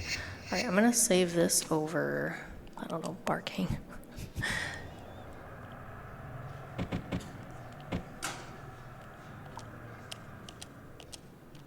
Okay. Nice. Yeah. Okay. Thank you. That one's tough. You have to like travel through the void, and it can be pretty stressful because you have to do like a certain amount of inputs. In classic, there is like more, or there are more audio cues for that. But in the remaster, the way that the sound works is not exactly the same. So yeah. We do what we can with it. I'm not practiced in this exit. I'm really not. That's okay. You're doing a great job. I can't lie. I'm having a good time. Thank you. Okay, the grenade. I want to give a special shout out to Stealth because I was doing a quick practice today and I got to the end of the game and did not have enough ammo to finish the game, and that pickup is why. So you just gotta take care of those guys quickly. Okay. Nice. All right, so shake it out a bit. We are headed to the Tibetan foothills, and this is the item I was talking about, the Seraph, the great item. So now that we have it, Lara's like, all right, time to bounce. And so This diva. yeah, so she leaves, and then she crash lands here in the Tibetan foothills. So she has to kind of find her way back to the monastery, which is after this. So, and John, it may get loud in this window. Just want to let y'all know, loud audio warning when I break this ice. Okay, thank you. Yeah, no, it's very loud. Oh, that was scary. I thought I voided out. I was gonna say, what just happened there? That was scary. Yeah, I was trying to trigger skip some birds from spawning, so that was good. We did that. Whew. All right, I hope y'all are ready to ride, because this is I think this is the only vehicle in the game. This is the Skidoo, or you can also call it the snowmobile. We don't care about anyone in this level. We're just gonna run everybody over. Right. Yeah, simple as that. So I'm gonna be trying to do this carefully, but this thing is difficult to control. Look, yeah, like I'm getting scared now, just like thinking about it. Okay, my hands are shaking. Whew, okay, so we need to get up here. Oh, see, that's why we save. We love safety saves. Yeah, okay. There we go. Nice. So there's a lot of like very scary jumps like that in this level, and it's a pretty long one, so buckle up. I will say, while we are doing this, I do want to shout out our YouTube page where we have the VODs of all of the runs we do for like literally everything, whether you're looking for mainline runs from AGDQ or SGDQ, or you're looking from some of the looking for some of the other events, like we just wrapped up Frame Fatales as well as Back to Black in February. If you're looking for the VODs, you can find them on youtube.com/gamesdonequick. There are a ton of runs for everybody. So and there are a lot of really talented people who perform speedruns for us. So if Yeah. you're interested, make sure you check them out. Honestly, shout out to all of our amazing runners and commentators that we have on Hotfix, because y'all are the real MVPs, putting on great shows every week. And of course, special shout out to our hosts as well. We have a lot of fun on Hotfix, so please, if you are interested in speedruns, or if you're enjoying this speedrun, make sure you stop by and see us, twitch.tv/gamesdonequick. Sorry, guys. Sorry. All right. Gonna have to avoid these boulders here, and you can take a little bit of splash damage, or snow damage. Yeah. I was gonna say I'm not sure how that works. Yeah, but luckily. All right, I'm gonna park this thing in a pretty particular spot. I think this is it, so that we can get back to it later. Oh, I'm gonna switch this to classic, I think, just to do this little jump. Okay, that's not working for me either. We'll switch it back to remaster and see what's good. There we go. Hooray! It's just one of those weird little jumps that sometimes it's fussy. Okay, so you're supposed to take the skidoo like around here and then past all these boulders, and then boom, boom, it's an avalanche. But we're not gonna do any of that. And honestly, I wanna really thank whoever on the team worked on the level, this level specifically, because it's so beautiful and sparkly, and I love it. So thank you. This is the alternative, which is so great, but it's like cozy now. All right, picking up this key, and we're out of here. Gotta be careful because there is a guy chasing me here. Yeah, we don't want to mess with him. He has, I think, guns on his skidoo, and we don't want any part of that. Okay. Whee! Whee! Yeah, I know, it's like, it's a fun ride. This thing is shaky. Now, I don't know about this way, but if you come through this particular little hallway on the way forward, if you go too fast and you accelerate, Lara will explode. So don't do that. I don't think we want her to do that. Yeah, I'm just making a quick stop for this med pack, because why not? We're here, might as well. Okay, then I have to just kind of set this up here, like that. And we are so close to being off of this thing.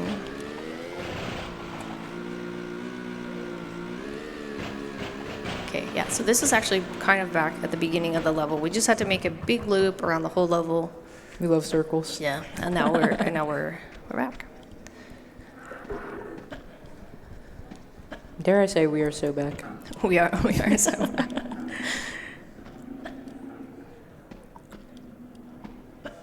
So now that I have the key, I can actually get into this hut, and I want to say that this hut is locked up tight. So if any glitch hunters out there want to try and break into this hut, full heist, whatever you got to do, there's a bounty in it for you from the Tomb Runner community, because nobody's been able to crack the case. Do I need that? No. Okay. And again, thank you, Stealth, for helping me remember pickups. That one was pretty important for Dragon's Lair later on, or will be pretty important. Oh, hey. Yeah, so the mercenaries, they're after me now, and, well, we gotta just leave them there. Now, this next upcoming part is pretty scary because Lara's on foot, and this guy is not. So I'm gonna try to kill him. Where is he? Where is he? Where is he? Okay, so not exactly valet parking, but it's pretty close. Okay, so now that we have this other snowmobile, this one's got guns, so that's like pretty cool. What else could do with guns? Yeah, well, we're gonna have to use them because there are other enemies coming up here that we'll have to kill with them. See, but now it's like even the playing field a little bit because Right. now I have guns too. Oh, Yeah, they like to push her around. They die in a really funny spot sometimes. Okay, so yeah, this I'm gonna try to clip through this whole thing with the snowmobile, and you can do this if you do it correctly. Okay, sweet. that was awesome. So now it's just, Lara Croft the Spring is Tomb Raider. We get out of the level. And then we are about to go to the Barking Monastery. And we're going to visit the monks. Yay. Yay. Okay. So the monks and the mercenaries are both here and they're fighting, battling it out. And while they're doing that, I'm going to be trying to clip up here, so like before they even see me. So, oh, stay over there. I'm like scared for you. Okay. Nice. Yeah, you have to do like kind of a weird little backflip or back step there to like, get through it. Now, I'm going to talk again about the item duplication glitch here in a second, which we will be doing here in Barking to leave the level with less prayer wheels than intended. And before that, we just have to really quickly do a ladder clip. Like that. Nice. Okay, so let's talk prayer wheels. There are 5 prayer wheels in the Barking Monastery, but it was discovered like a couple years back now that if you just get one, you can duplicate it and then use the duplication glitch to leave the level early. So that's really awesome for speedrunning, right? Politely wait for the That's giving folder. Indiana Jones. Yeah, it's giving something. Okay. All right, and we've got kind of another 1v1 battle happening after I push this box. I gotta make sure I remember where to spawn the monk. Okay, seam clip through that, and then, okay, there's the monk. Now there's this guy who likes to shoot me. And this is the prayer wheel that we're gonna pick up. In secrets, I would typically pick up a different prayer wheel, but it's a little far away. Should we watch this? Should we see who wins? This is a bad idea. This is a really bad. This is a bad idea. I'm leaving. Go monk. Okay. I'm trying to listen.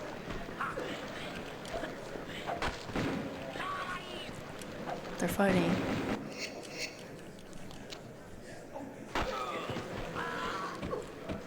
I don't know who won, but we're just gonna say the monk won. Right. Let's go. Let's go, Monk. Let's go, Monk. Let's go. Okay.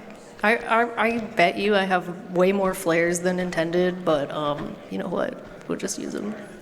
Okay, we're coming up to another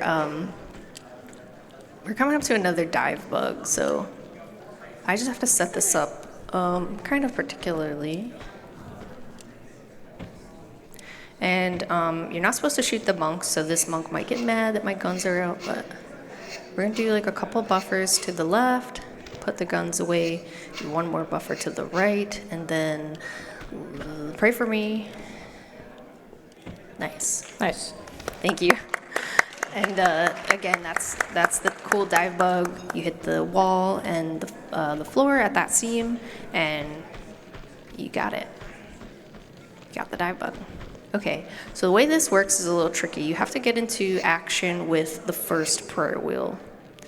And then, in order to duplicate it, you need to go into the menu, go up to the seraph, and then activate it so that it thinks it's a prayer wheel. So we're going to be doing that a couple more times here.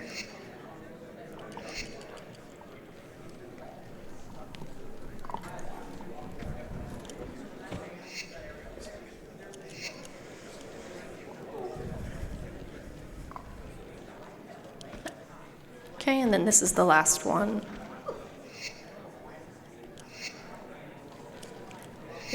Sorry, this is the last one. Okay. Nice. I was like, is it? No, dice was totally wrong. Okay. So now we can leave the level. So actually the seraph that we picked up back in the deck, we now get to put it to use. And this will open up the catacombs. So we're descending deeper and deeper into the madness. Right. Yes.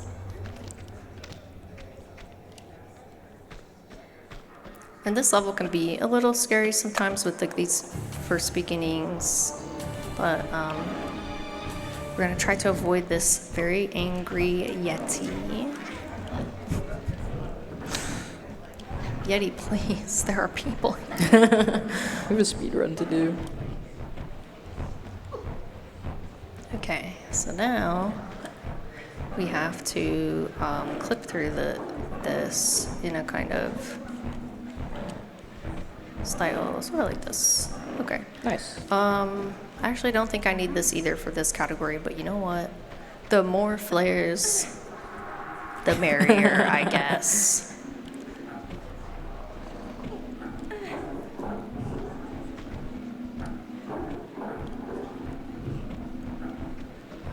All right, watch this pivot. Okay, it didn't show it. These enemies quickly turn, and the animals are no exception. Okay, gonna have to avoid this boulder and get up here. Okay.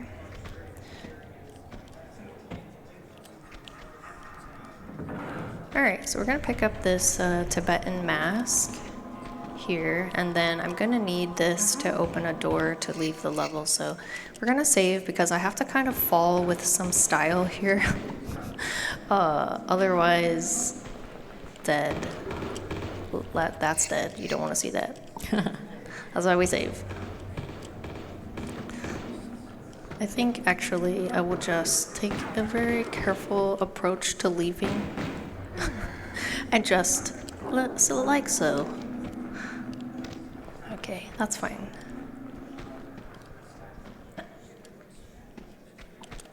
And then this is where we put the mask.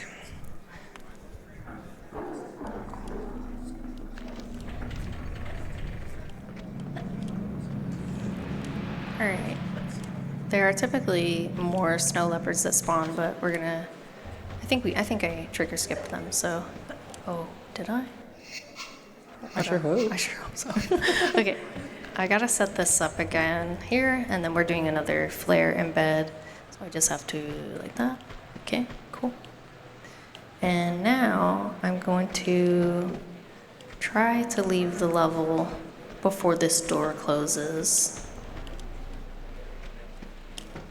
Oh, it almost got me. Okay, Nice. cool. Yeah, thanks. The timing's a little tight there, but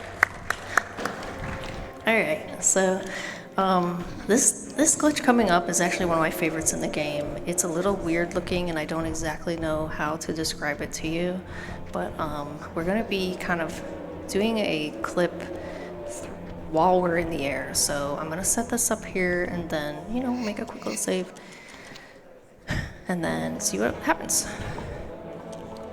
Okay, awesome. That was crazy. Yeah, it's just cool looking. I don't know, like I think that's why I like this speed run a lot, is because it's just cool. Like, it's a cool run. All right, so we don't actually have to pick up this mask. We can just like step on the platform and it will register that the door is open anyway. So that's pretty cool. And then I'm gonna be trying to avoid too much damage here from these Yetis that are about to attack me. Okay, flare cancel there so we don't stumble. And then onto the bridge we go.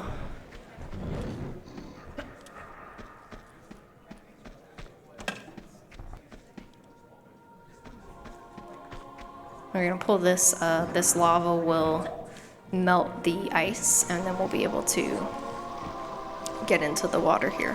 Hooray! Yeah, so that's cool. Alright, so I'll make another save here because there are some ice spikes or that are kind of hanging from the ceiling that the Yetis can push you into. It's a little bit rare, but sometimes, okay, we're good. Sometimes they can cause problems. Don't pick up that med pack because it's a big trap. The Yetis will get ya.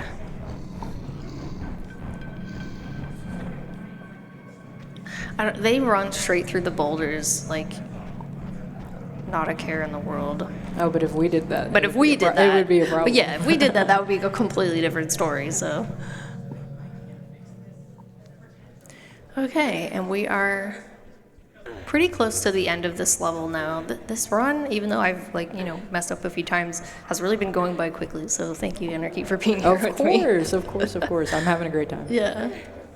All right, so typically we would be using the gong hammer here to like melt the ice and it's this big ritual and it's amazing, but we are skipping the gong entirely and I'm just gonna brute force myself through this ice like that. Okay. So, you know, if it works, it works.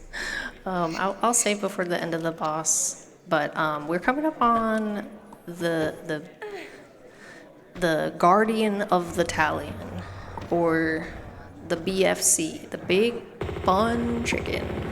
The F definitely stands for fun. The F definitely stands for fun. If I stand in a very particular spot, he won't get me, so that's kind of how that works. Well, sure. Yeah, cool. Thank you. All right, so we are now in the Temple of Xian, and basically we picked up the key to get to the dagger, and look, there it is. It's in our reach. Oh. But we're gonna have to like make our way around to get to it. So have to do a little bit of fancy movement as we slide down here so that I don't fall off.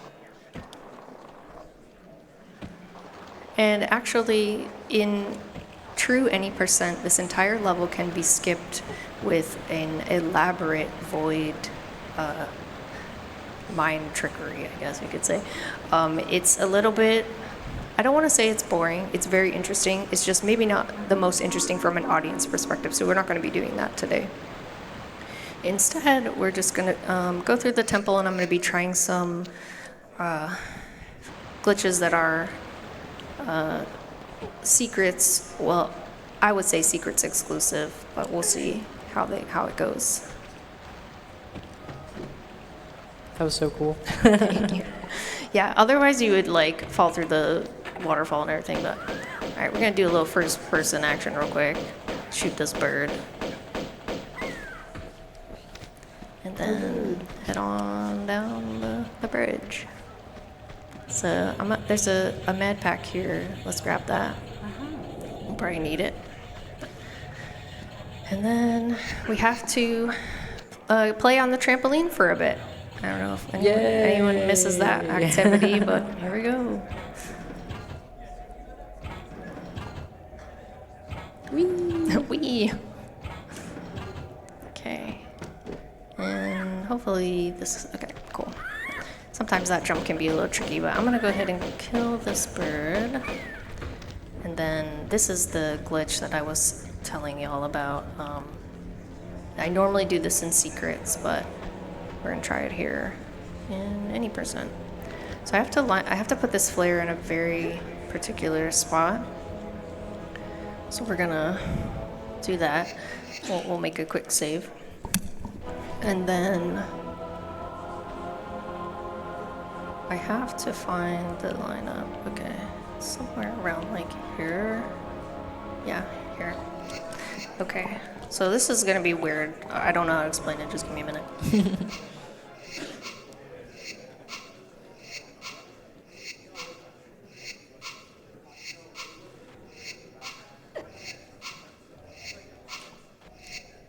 Okay, I actually did it too many times, so I'm gonna have to reload.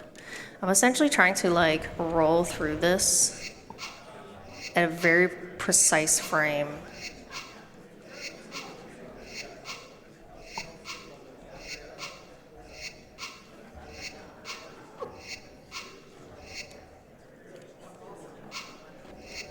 Oh, okay.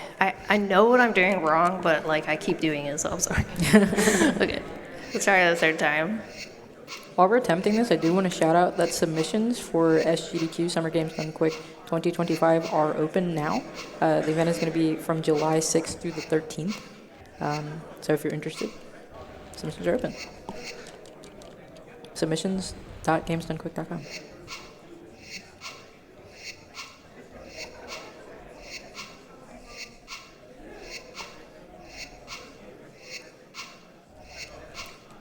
Okay, that's it. Whew.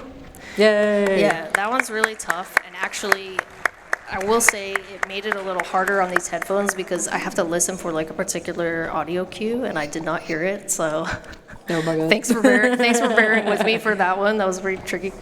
Okay, so now we can just continue on our way. And now that I have the main chamber key, this key is gonna open up this platform here. And this glitch was giving me a little bit of problems in practice, but we'll see what we can do with it. Yeah, I'm gonna make a save before we start it, and then see what we can do with it.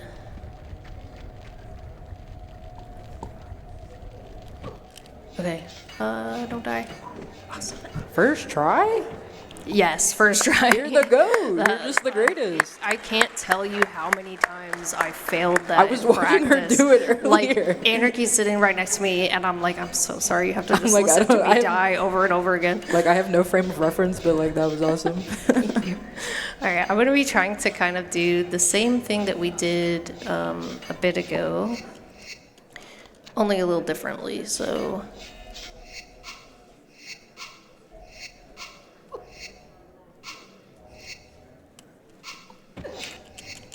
I think I missed the audio cue for that as well.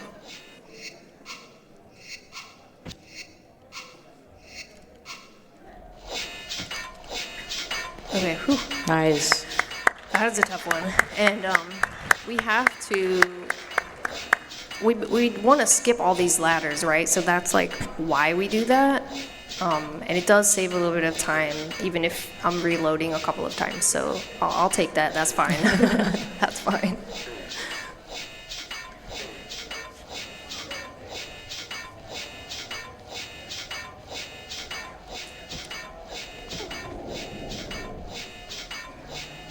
Also, while we're climbing these ladders, I do want to shout out, along with game submissions being open for SGDQ, on-site volunteer submissions, or on-site volunteer applications are also open. There are a lot of really awesome things that you can volunteer for at mainline GDQs. There are a lot of very cool positions. I personally volunteer as a photographer, and it's really, really fun. So if you're interested, you can also do that as well. Yeah. A little stretch break for everybody. So this is the ritual, and why not show it? Because this is the dagger, and that's Bartoli. Oh, He done it. okay. So yeah. Okay, that's cool. So he has stabbed himself, and now he is in the process of turning into a dragon. So he's not exactly there yet, but we got to stop him before he like gets too power hungry. So we're on our way to do that, and we kind of end up in. I guess this is like an alternate dimension. Oh, I fell. Cool. Oh, okay.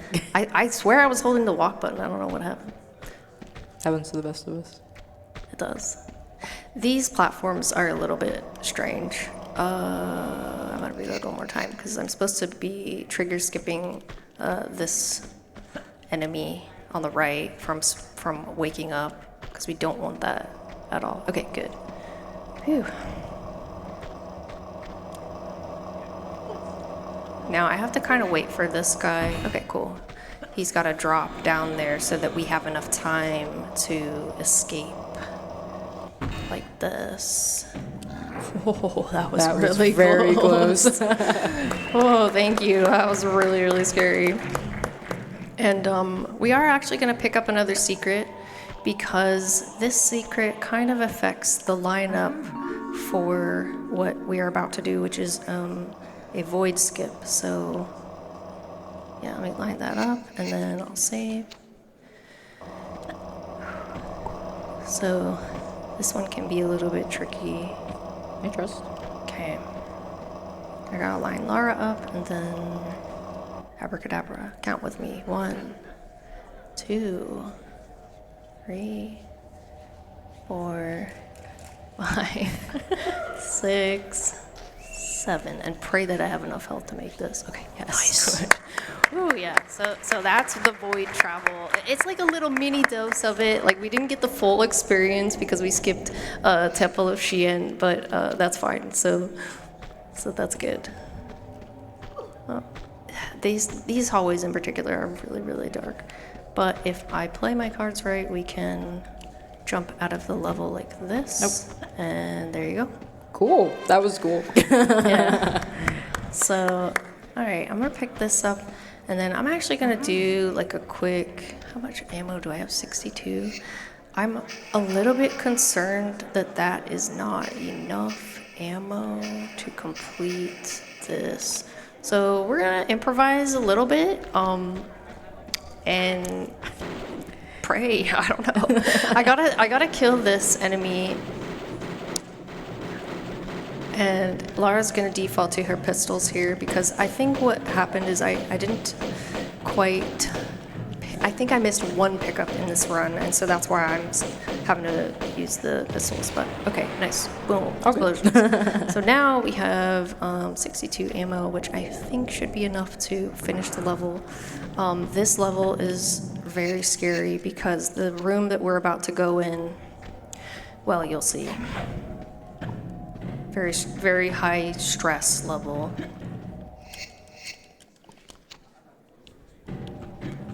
And I have to kill this guy because he drops a very important item that I need. Okay.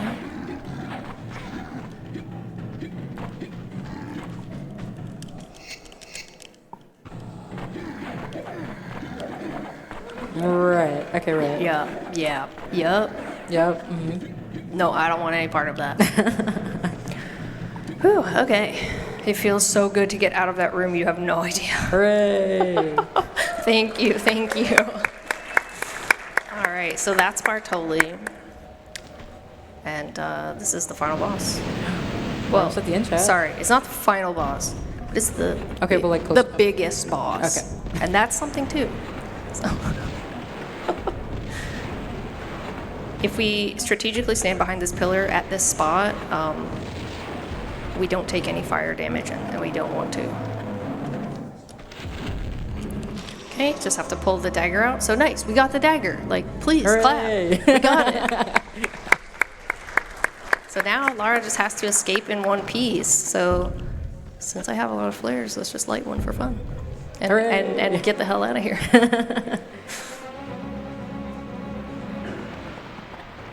You can actually take damage from these falling rocks, but we're not going to do that. Okay, so Lara escapes the meltdown at the cave, and now we're back home. Home sweet home. Hooray. This is the final level in the game. Lara's looking at her new stuff, feeling pretty proud of herself. This diva. But wait, there's something going on outside. Oh, Bartoli's boys are back. And they are here to cause trouble. So we gotta open the gun cabinet and get some shotgun ammo. That is a lot of shotgun ammo. It sure is, Anarchy. Yeah, it's a lot. And we're gonna continue to pick more of it That up. is there's still a lot of shotgun ammo. Yep. Okay, gonna pick this up. And then we're out of here. Okay. So there's a guy in the window but you can kill him, and sometimes there's guys happening. Okay, so we are kind of hanging out by the assault course looking for a dog and a gunman. So here's the dog. Wow, the dog was nice. In that the dog decided to appear in front of me, which is just amazing because sometimes the dog doesn't. So we're gonna kill these guys. This level's pretty fun. You don't have to do any like super fancy glitches or tricks. You just run and gun until you make it. So, and the house alarm's going off. Yeah, I think it should be doing that right now. Yeah. Winston, wake up! Please. Oh, okay. We'll make a save in the middle of the level just in case they decide to. We do a little bit of trolling occasionally, so you know. A little bit of trouble. Yeah. Okay, like this guy. This dog. And I'm gonna wait here for these guys. Come on in, please. Okay, wow, we made it. And this is the final boss. It's just kind of like an Opera House, same kind of guy, but yeah. That is Tomb Raider 2 Remastered. So, thank you. The timer is gonna go off as soon as you hear this gunshot, so, yeah. Don't you think you've seen enough? And that's time. GG's. Yeah. Whew. Thank you all so much for coming to this run. Happy Thursday. Anarchy, thank you.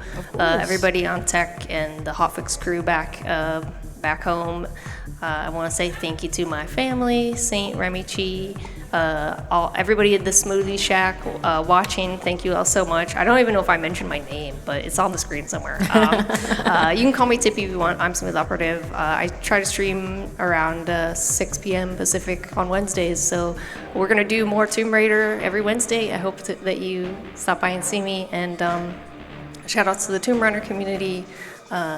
And again, thank you all so much for being here and watching the run. We've got Ocarina of Time randomizer next. Yeah, Zooter, this is going to be great. Yeah. It's been absolutely a joy being here with you, Tippy. I'm also going to be signing off.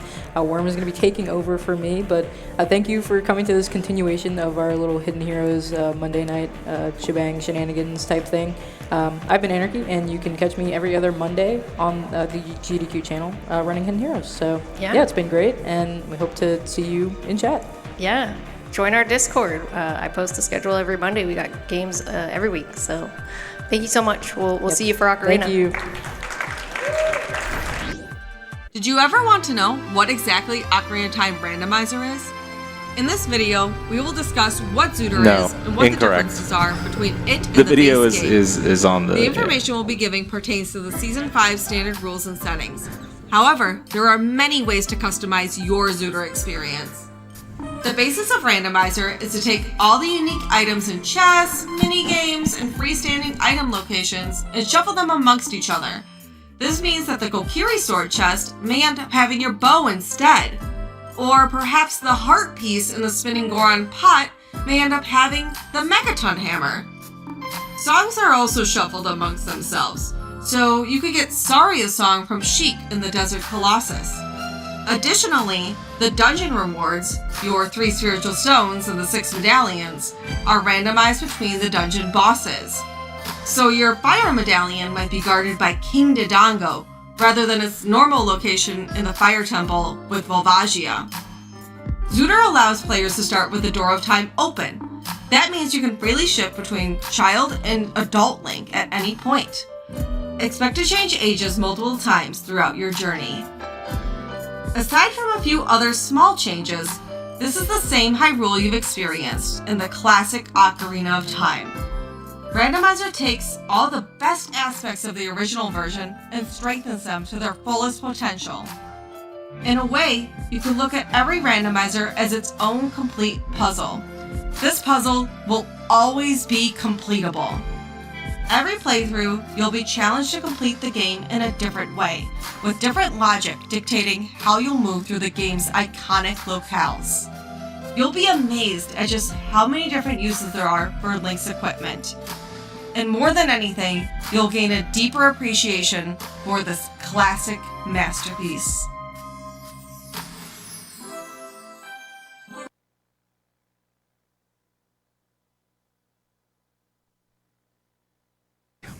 Alrighty, welcome everyone at GDC Nights. I'm Worm. I will be playing the Legend of Zelda Ocarina of Time randomizer. Thank you to Nukes for that introduction. There's going to be a little bit of that was an explanation of the Season 5 standard settings. I don't have that much time. Usually standard settings last between 2.5 to 3.5 hours. Yeah, we don't have time for that. So I'm playing a relatively new set of settings. It's a rule set that's called Escape from Kakariko. It is a set of settings that is a little bit what it says on the tin. There's not going to be a bunch of traveling through all the worlds of Hyrule. Instead, we will be visiting the Temple of Time, we'll be visiting some hint stones, and then we'll be attempting to escape from Kakariko Village. And you'll see a lot of history, you'll see a lot of randomization, and so I'll get us started. So here we go, it's called Escape from Kakariko. I'll put in my name real quick, and then we'll get us started. Ready? Start! Woo! Okay, so I'm Child Link. I'm starting here at the Temple of Time. I'm going to read some hints here. The Spirit Temple hides one step. So normally these just give some, advice on how to play the game. But in Randomizer, a lot of times when you're reading a hint stone, they actually provide you hints towards the seed. So this is saying the Spirit Temple hides one item towards escaping from Kakariko. So there's one item in Spirit Temple. There's 2 items in Jabu Jabu. There are 2 items in the Deku Tree. And then there are 4 items in Gerudo Training Ground. So, as I exit here, you're going to immediately see something odd happen. Whoa, Kakariko Village. So yes, we are trapped here in Kakariko. Every exit is going to be a little bit different. And one of the most interesting things that's going to happen. So this is an exit. And you're going to see that rather going to the trail, Jabu Jabu. Okay, so I can't do anything here. You're going to need a boomerang or a slingshot in order to complete that. So I'm going to come to Kakariko. The video said, you pull the sword, you become an adult. Here, because we're trapped in Kakariko, we just play the Song of Time. So let's do that. So there's a lot of work that goes into the randomizer, a lot of, development. And so, again, it's the same classic game that you're seeing, but performing different actions can perform different things here. So I'm going to go through Kakariko the normal way that you would see in a randomizer. So first thing would be to talk to the man on the roof. Okay, Deku Nut, so nothing there. Gonna come down here. This hint stone is not randomized, so I'll just talk to it really quickly and you'll see. Okay, well, it is slightly randomized. That's a joke from the developers. This is an interesting ad. There are changes to the chests, so the chests match the contents. So what this is telling me that inside, because it's a spider web, there's going to be a gold Skaluda token. I don't need any Skaluda tokens, but I just want to show what happens when I grab that chest. So I have 0 rupees, so I'm going to grab some rupees here. And then I'm going to come and jump. The windmill here is going to be the side dungeon. We already know what side dungeon is because of the hint. It's Gerudo Training Grounds. I could fight the enemies to the left here, but I know that I'm going to get enough rupees, so I'm going to come back to Gerudo Training Grounds a little later when I have more items. So let's talk to Anju here. See what Anju's got for me. Ooh, a bomb bag. So that's pretty big. That lets me do a lot of GTG. It lets me complete some dungeons. Usually there would be a tracker that would mark. Oh, okay, the Kokiri sword. That's good. So that lets me not use up as many Deku sticks, although Deku sticks will still be a very integral part of the run because of how much damage it does as a kid. So let's take a look at what's over here in the graveyard. It is Deku. I'm going to at least start doing this as an adult. There's some interesting dynamics here. Some dungeons are better done as an adult. Some dungeons are better done as a child. This can be done as an adult or a child, so I'll open this chest. That is completely unnecessary. Sometimes the game will fake you out. See, this is a large chest, which means it contains a major item, but not all major items are required to beat the game. Ice arrows certainly are not required to beat the game. Oh, I just trapped myself. I'm gonna have to hit the reset button. You cannot get past that room without either the Deku shield or the Hylian shield, because that scrub requires you to bounce the nut back at the scrub. Because I didn't have the Deku shield or the Hylian shield, I couldn't do it. So I'm hitting the reset button. Let's come back here. I'm gonna do some... Let's think about this for a second. I can do a little bit of farming for money here. That might be my best plan, and then I can get the Hylian shield from the shop. Some bombs. All right, let's take a look out here. I believe I do know what this is, and I think it's the I think it's Spirit Temple is what the hint stones told me, which I can't do anything about. Let's have these hit me. A little bit of money.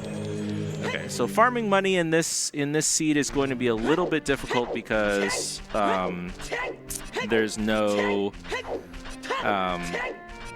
guarantee that these drops are anything interesting, and especially now that I have the bomb bag, they'll drop bombs. But we're going to try to get to, I believe I need 80 rupees. I might go back into the temple again just to see what's up there. All right, nothing there. Oop, missed the jump. Okay, so I know the three temples. It's Jabu, it's Deku, and it's Spirit. After you beat any of the temples, rather than getting a medallion, actually, I don't know if that's gonna give me another 20 rupees. I'm gonna try it at least, because I absolutely need the money. But after you complete a dungeon, no, it's not going to. It might if I change ages. But after you complete a dungeon, you're not going to get a medallion or a stone as you would normally see. Instead, you're going to get a piece of the Triforce. And so, if you know anything about Ocarina of Time, or Zelda in general, you're trying to get the three Triforces: the Triforce of Power, the Triforce of Wisdom, and the Triforce of Courage. So, we're going to try to do that. No money. We'll check Anju here, which requires you to collect some of these chickens. Oh, I have a Deku shield. Okay, that's cool. All right, so I'll just do Deku as a child. I won't need to get the Hylian shield, but I might as well check. Anju here anyway. So, yeah, if you drop a chicken and then you chase it, it'll chase it away. So. Slight time save there. Throw the chicken in. Throw the chicken in here. It likely gave me the Deku shield because I don't have access to Kokiri Forest, right? It's Escape from Kakariko. How many do I need? Oh.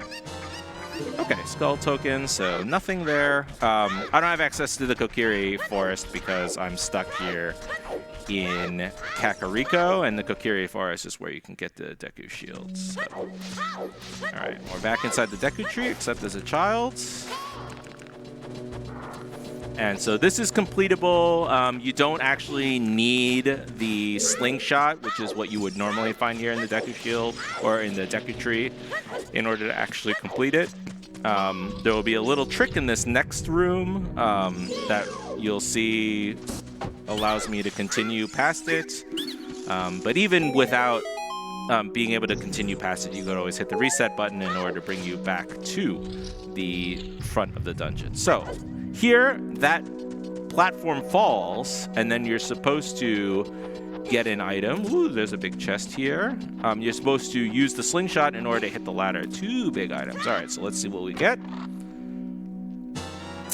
Empty bottle. Okay, empty bottle could be useful. It's certainly useful in fighting Ganondorf with all Goron bracelet. That is quite useful. So that is what you're normally trying to use the slingshots, but because I didn't use the platform to start with, I can just use the platform and exit the room. It's great. Another quality of life feature that has been added due to the kind developers is unfortunate. All right, I can hit that from the chest, but I'm just going to do a little. It's gonna see me, isn't it? Just play it a little safe here. Yeah, so as you can see, I have magic and I have Feora's Wind. This is supposed to be a setting that's very quick and easy. There are so many ways to play Ocarina of Time Randomizer, and Ocarina has such a good core set of fundamental mechanics, and it's part of the reason why the community loves it so much. And this lets you replay your favorite game over and over again, and not. Okay, so 2 sets of boots, which I can't use as a child, but still useful. I'll hit this. But yeah, now every game is more like a puzzle. You'll still get to have all your items. Many of the things that you knew about Ocarina of Time are still true. You need to inspire in order to get to the Shadow Temple. You need the Iron Boots sometimes in order to complete the Water Temple. And it's just a spin on some old classics. Okay, that is a skull token, so I don't need to get it. I have this sword, so I'm gonna go grab the sword. I'm going to, oops. I'm gonna swing my sword at this idiot. See what it is. Ooh, okay, sure. I'll take a boomerang. That boomerang is going to be necessary to defeat Jabu. And it's also going to make it a little bit easier. Okay, do some management there. It's going to make it a little bit easier to hit this skull over here. So what's randomized? Skulls, chests, and scrubs is currently what's randomized, but quite a bit more can be randomized. Pots can be randomized. The rupees can be randomized. Almost everything in the game can be randomized. I'm going to be doing 2 tricks here. One's called flame storage. You pull out a stick, you pull back the stick, and now that flame is actually stored in the stick. And then we're going to grab a bomb here, and we're going to do what's called a bomb jump, or a ground jump rather. We're going to do a backflip, drop a bomb, hold while this grab icon is there, and now I've stored a jump. Woo! And I can jump down and pull out the stick and proceed to Queen Goma. Saves a little bit of time if you're doing it full first try. The ground jump saves a lot of time. Yep, we're gonna come in here, fight Queen Goma, and then Queen Goma, as I mentioned, is not is not going to drop us a dungeon reward, but is instead going to drop us one of the Triforce pieces. So I'm going to do some setup here. We're going to do a broken stick trick. So now I have a broken stick. Not necessary because I have the Kokiri sword, but I might as well set it up anyway. I'm going to be doing what's called I'm going to be doing a special kind of slash, which does the damage of the previous attack that I had. Ooh, okay. I messed that up. All right, it's fine. Well, I guess that gives me time to explain what's going on. If you perform this slash, it's going to do the damage of the last attack that you did. So the last attack that I did was a jump slash, which is the strongest attack in the game. And so that's a good way of saving stick ammunition, which is quite important in this game because sticks do a ton of damage, even more than the Kokiri sword. So there's a way to do a quick kill here. I've unfortunately messed it up. I think what I did was I performed the slash rather than keeping the damage of the ground, the jump attack. So I'll do a jump attack again so that I make sure I'm storing that damage value. I'll wait until these spawn. Deku nuts will kill these instantly. Okay, cool. So 3 attacks and Goma is dead, and then Goma is going to give me my first piece of the Triforce.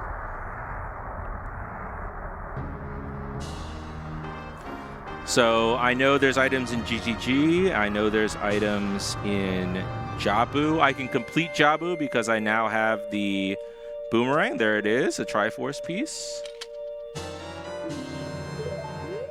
1 Triforce piece out of 3. It's telling me I'm getting the Spirit Medallion here. Again, I don't need it, but if you were to play a standard seed, then you would be, you would need to get all of the pieces of the Triforce. So let's stay as a child for now and beat Jabu. It's beatable because I have the boomerang, and then right now I only have 1 strength. In order to get into Adult Spirit, you're going to need 2 strengths. And then you're going to need the Mirror Shield in order to defeat Child Spirit. And I think that should be it. Yeah, 2 strengths, the Mirror Shield. This boomerang is also going to help me clean out Child Spirits. So, however, I do need to go to GGG because okay, so I do need to go look for Rudo. There are settings where you don't need to save Rudo. Again, quality of life. Oh, Rudo's here. Wait, maybe I don't need to save Rudo. Hold on. Do my eyes deceive me? No, I definitely need to...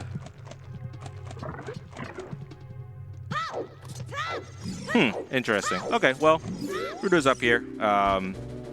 This is actually the first time that I'm playing with this set of settings, so excuse me for not knowing exactly what's going on, but I have the general gist of, you know, escaping from Kakariko, defeating all the dungeons, and I know it told me that there's 1 item here that I need, so I'm going to be at least full clearing this dungeon. When this is quite a popular game to race, and when you're doing races, you want to be able to cut as many corners as you can. So if you know there's nothing in a dungeon that you need, then you'll skip all the checks. So I didn't need to open that chest. I saw that it had a pattern of cobwebs, and so it's got a skull token. I don't need skull tokens, so it's all good. Let's see what we have here. Big chests. I need Mirror Shield. I need Strength. So any of those things would be very, very useful. the slingshot is not necessary for anything, so it is not an item that I am specifically looking for. We'll grab Rudo again. And then continue down our path in Jabu Jabu. So, yeah, it's, you know, there's so many different ways to play Ocarina of Time. There's randomizer, there's bingo, there's what's called beta quest, and each of these steps, beta quest came first, which allows you to, sorry, I have to concentrate a little bit here. Beta quest shuffled a lot of the entrances, which is easy. Essentially, you're just modifying a memory value of one entrance to another entrance, and so that was sort of the first step towards randomization here.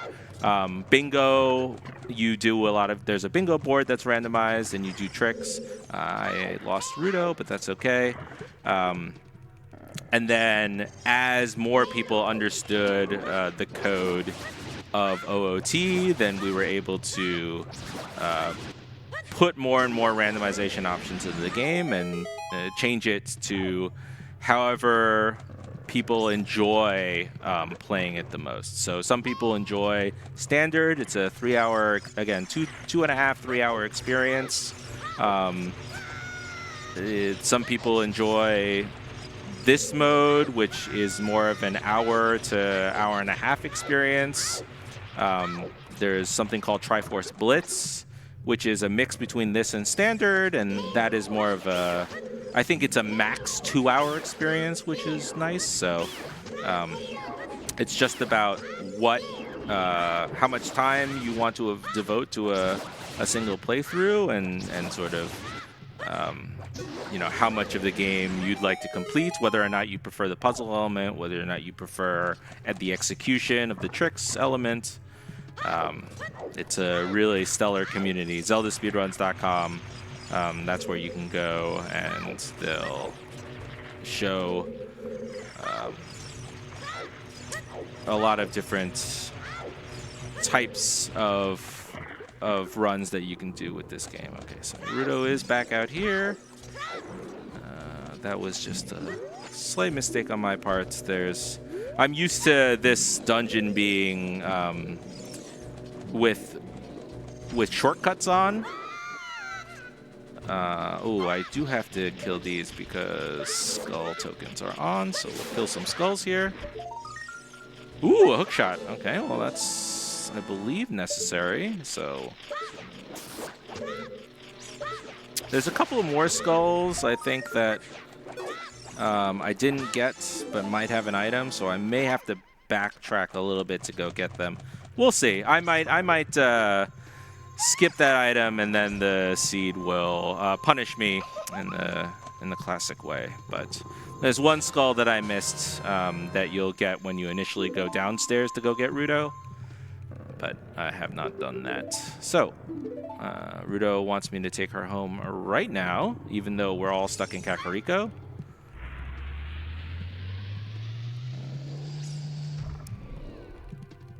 And here comes an Octorok. And we're going to, hopefully, one cycle this Octorok. We're going to allow it to hit us. And then we're going to stab it with our Deku Stick. So, hit. Stun. And there we go. That's it. Swag a little bit.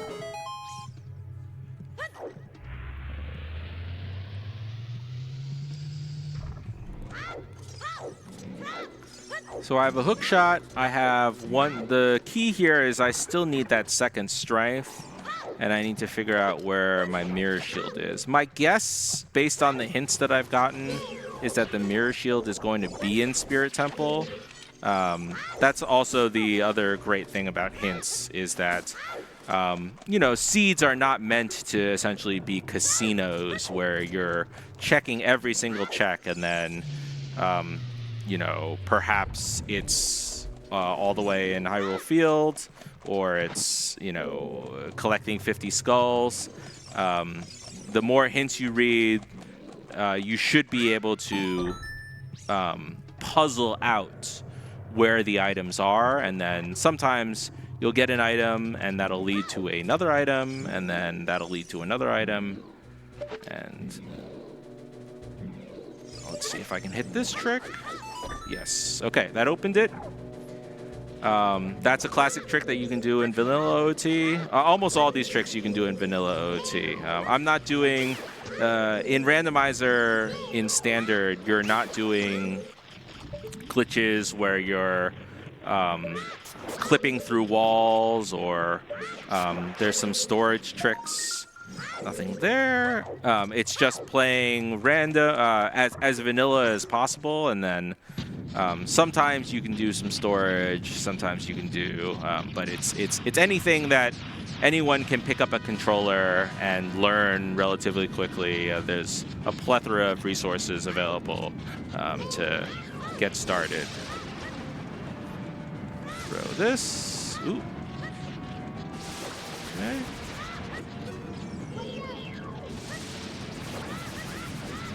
And then one more. Let's see if we can do the quick kill here. Okay. One more. Nice. Okay. Ooh, I'm hitting some real hardware lag here, which is understandable. As people in the audience here can see, this is played on real hardware. It's a real N64 here, and it does require the expansion pack to play, of all things. The original did not require the expansion pack, but due to how the randomization occurs, it does require the expansion pack. So, but it's playable on real hardware, so someone like me who enjoys the feeling of a N64 controller in their hands, that can play it on real hardware and in front of a great audience.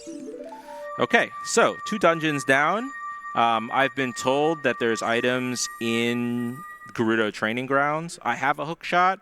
I'll probably do some tricks that don't require me to use the hook shots. I actually still don't have that much money. Let's go ahead and play a song at a time here.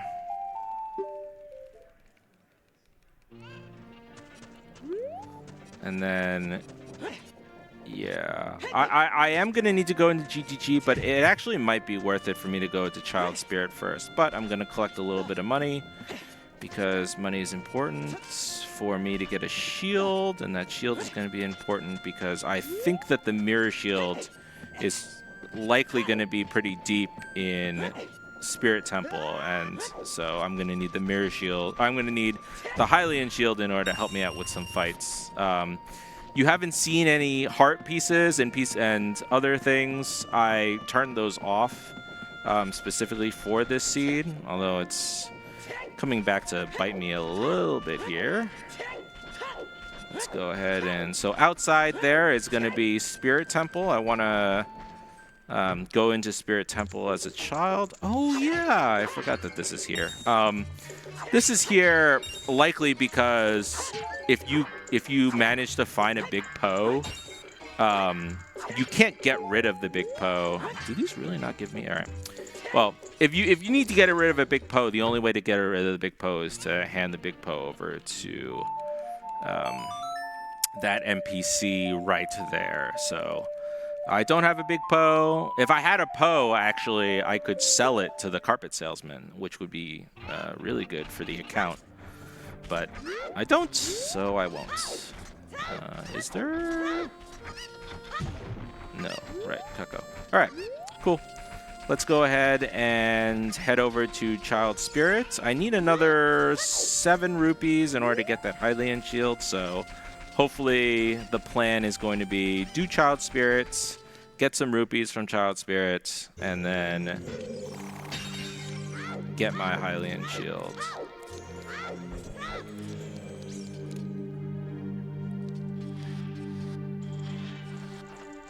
So we have some interesting tricks we can do here. First, well, I have a lot of good stuff here. Go ahead and do this. Oop.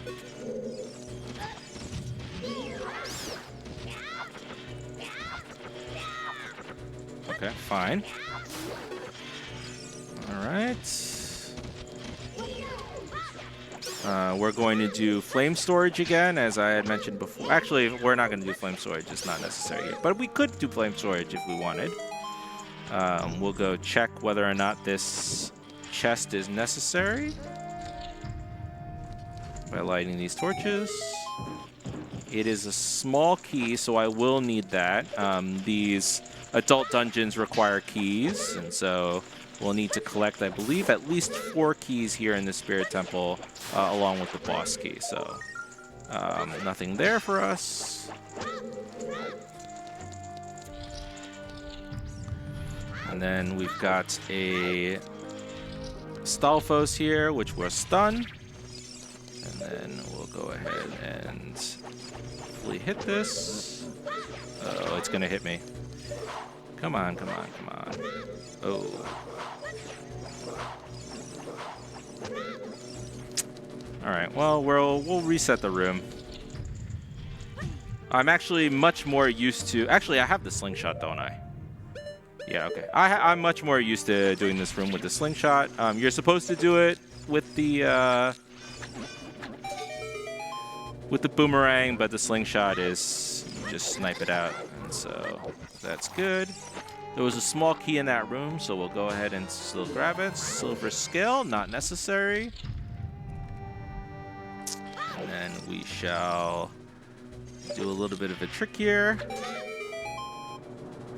Oh, I didn't do the trick. Well, whatever. I do a backflip here, and it kills that enemy, and then it resets the room. So, just a slight little speed improvement. Hit this. And then I'm actually going to reset the game here. Resetting the game puts me back at the entrance, which is where I want to be anyway, and it also gives me a heart refill. So I was at a quarter heart there, and that refills my HP. 30 minutes. Can I beat this in 30 minutes? It's going to be close. I know I need items in GTG is the problem. I need strength. I need the mirror shield. I have a hook shot. And I need the boss key. So, I think I should... Well, it's going to be close. Let's soldier on here. I have a save ready to go, so we're going to see how many small keys we can get on the child side. And if we're wasting too many keys on this side, I'll reset, and I'll have that 1 key for adult side. So, I'll do some attacking here. It's actually probably almost always worth it to do this as child side because the gold Skaludas are randomized, so there's a bunch of extra checks that are available. So let's see what is here. Small key, okay, so that is certainly something that I'm going to want. Small chest, small key, so yeah, I think I'm gonna need to keep these keys here. I'll go ahead and grab this using my boomerang. We'll hit this with the bomb. Bring it up. And I really do want to keep that one. I'm really going to want to keep that 1 stick in order to do flame storage and other flame-related shenanigans. So I have the stick still. Got to make sure it doesn't break or anything like that. We'll get the middle chest here. And then there's 2, 3 actually more checks here on child side. We'll see whether or not... big chest. Again, we're looking for mirror shield and 2nd strength. And then we should be good to go. Neighbor's Love, which is not... It actually could be usable for me because I'm not the greatest sword user, and so I could use it to protect myself because I'm not going to be finding any hearts in the sea. We're going to do flame storage here. Open flame. And then we're going to use this flame instead of getting the silver rupees in order to spawn the chest. So get that. And then we got one more. It's going to spawn the chest. Small key, I'll grab it. We'll do this puzzle first in order to open up the doors.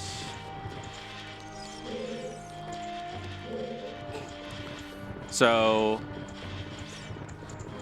2 more checks along with that small key, and we'll be done with Child Spirits. I haven't gotten any more oh, there's silver rupees in this room. So I can farm silver rupees in this room in order to get to the 80 that I need. So that's probably what I'm going to do, assuming I don't die here. Okay.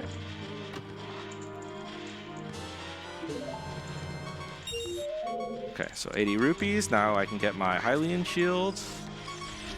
And then this Skulltula is going to give me my mirror shield, and then I'm going to look really dumb. Fire arrows. I don't need it, but I'm going to grab it just in case. There we go. I probably should have saved before doing that, but that's fine. It's fine. Everything is fine. So, we're going to grab this stick. We're going to perform the jump slash to store it, and then we're going to do these crouch stabs. They're called crouch stabs. I finally remembered the name. So crouch stab is doing the stick damage, which is the most in the game. Okay. Here we go. Oh. Wait. Oh, it's locked. That is funny. Okay. Well, I can't open this door because opening this door would mean that I escaped from Kakariko, and this is called Escape from Kakariko, so I can't do anything there. Okay. So, we'll go ahead, and I wonder what happens if I try to change ages. My hope is that this is just going to bring me back to the front of the temple.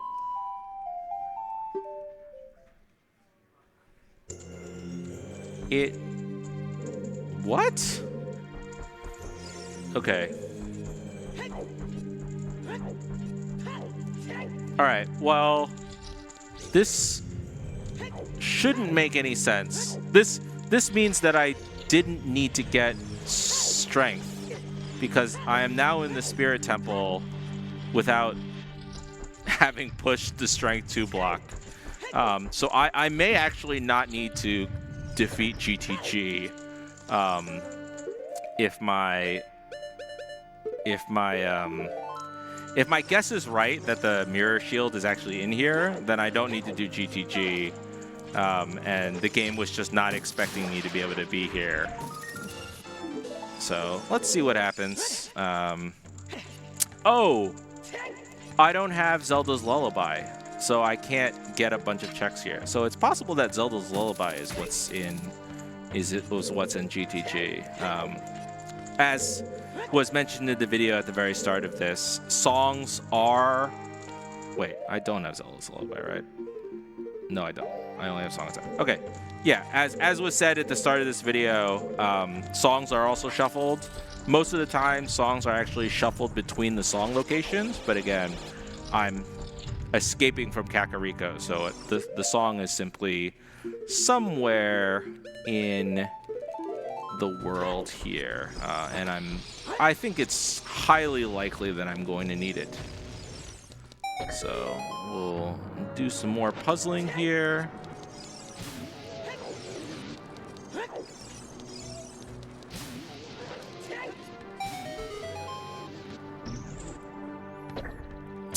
And I still will be able to save time because I can go all the way up to the top of Spirits.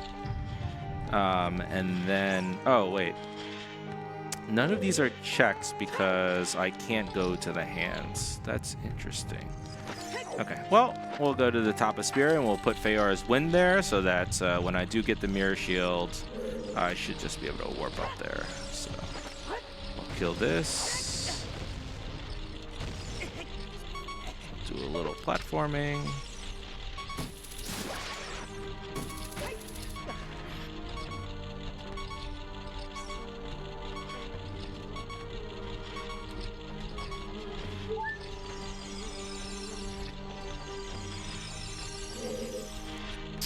There we go. I still don't have ZL, so I can't do this. Oh, there's a lot that I can't do, so interesting. Is there... Okay, well, we'll put down Feora's here. There's actually 2 checks that I can still do here because they're behind silver gauntlets, and I didn't expect to be able to be here without silver gauntlets. So we'll go do those. They're at the start of Adult Spirit. And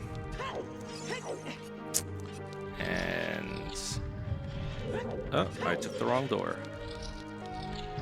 And then if it's not there, then I'm going to have to go to GTG, unfortunately. Or fortunately. GTG is actually one of my favorite areas in the game. But it certainly does mean a little more time spent wandering around. So we'll open this door. There's 2 checks here, and then there's 2 checks downstairs. I'm probably gonna get hit by this hand. Okay, that's a good chest. Okay, 2 of them. So if I get the mirror shield here, then the seed is over. That can't possibly be the logical silver gauntlets, I don't think, but... Okay, gold scale, silver gauntlets. So... That doesn't actually change anything. Oh, okay, and it changes a little bit. Okay, so we'll hit the reset button here. That silver gauntlets means that I can now do those 2 checks. I'm missing the ability to check a skull, and I'm missing a small key. So the logic here is a little bit, I'm not 100% sure what's going on, but that's just because I'm not as used to these settings as I would be if normally you play a set of settings many times, and then that helps you understand what hints are indicating. Sometimes you'll get hints that are indicating an item, but you don't really need the item because you can do a trick. And sometimes, oh, actually there's nothing here because I don't have the Zelda's Lullaby yet. And sometimes they'll be indicating that you need to be going down a long path, and so the faster you get on that path, the better off you'll be. And there's silver rupees here, which now I don't need, but would have been useful before. There's a skull there. I wonder if I just need to hit no. Let's check it out. So this is what Song of Time is normally supposed to be for, rather than just changing your age. So I'm going to play it and see what happens. Okay, so it does go away. Is it going to ask me to change my age? It's not. Oh, smart. Gold Skulltula token, so not randomized there. One more check. Here's the big chest. Din's not useful. So, not useful. We have Feora's. We're still looking for the mirror shield. It should be in GTG. We shall see. I'm trying to think about whether or not anything that I just got would... Oh, the silver gauntlets could be useful in GTG. So that is the one possibility. So I may just rush the silver gauntlets room because that is the one thing that I got from Spirit Temple, and that may lead me to the mirror shield. So let's first buy the shield so that we can be protected from the Stalfos. There is a Deku shield here, so I could have bought a Deku shield if I had lost mine, but I did not. So then we will head on over to GTG, which was in the windmill.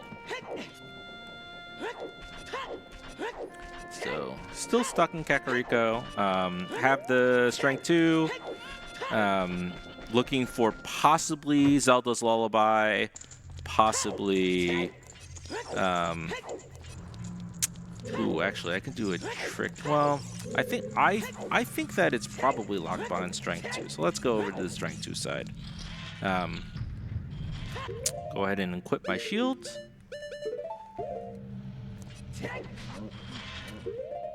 Am I out of Deku Nuts? I am. So now the shield is really, really necessary. So we're going to wait for them to hopefully jump slash at us. Oops. And yeah, that shield lets us do these power crouch stabs, again, which is the most powerful attack in the game.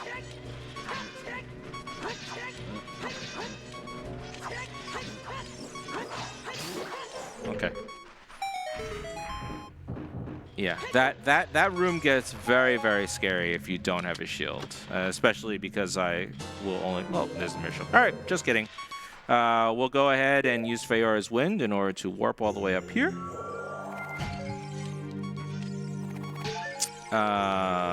Hit this. Go ahead and equip the mirror shield. I need the mirror shield. I need... that's fine. Cool.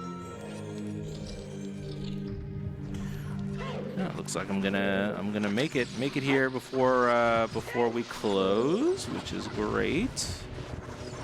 Let's see if this Lizalfos cooperates. Please hit me, and then I can stop pushing, and it'll push itself. And do one more push here. Hit me. Yeah. Ooh, those Alphos were very, very kind to me. Okay, so I'm going to do this. Get me some hearts, hopefully. Please. That is literally not a heart. Okay. Alright, so, like I said, this is a very different set of settings than you'll normally see. Normally, after you get the 6 medallions, you'll go and fight Ganon in the castle, and that's, you know, the same as any other Zelda game that you'll play. In this, just to speed things up, you get the 3 Triforce pieces, and my guess is you'll just... Oh! I don't have the boss key. That is funny. Okay, there's the boss key is going to be in this temple. There's a couple of checks. I still might need Zelda's Lullaby. So that I did not think about. We shall see. So there's a couple of mirror shield checks. There was a mirror shield check up there that I'll probably go get after doing this one.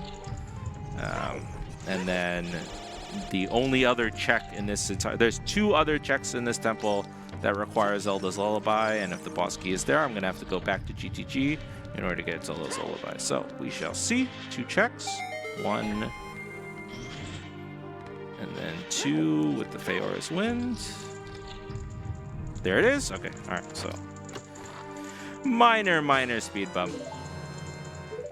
This Feora's Wind's going to bring me back to the top. Oh, okay. Well, this will be fun. I'll probably do this fight a little bit safe, given the fact that I do have time for it. So we'll do this. 2. I'm just going to do 1 here. Usually with these Iron Knuckles, the armor falls off and then the fight is over, but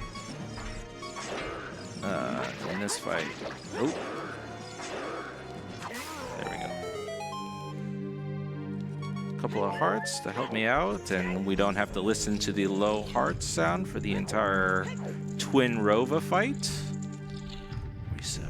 Yeah, we'll get there. We'll get there. So, Twin Rova. There is a cutscene that plays here. Quality of life, no cutscene. So we'll go ahead and wait for the sisters to shoot beams at us. We want to be across from them so that we have enough time. So if you use your hook shot, they'll spin. hit them. It is either 3 or 4 hits, and I believe it depends on whether or not it's the same sister who gets hit. So we will spin. Okay. That's likely because they were stacked on top of each other, so sometimes that can happen. Not that big of a deal. They'll recharge their beams when they appear over one of these platforms. So sometimes you'll have very, very long fights because they don't cooperate. Okay.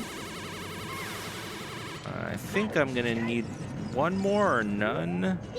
Yeah, we're going to need one more. Ooh, that's not good. Okay. Whoa! Lag, lag, lag, lag.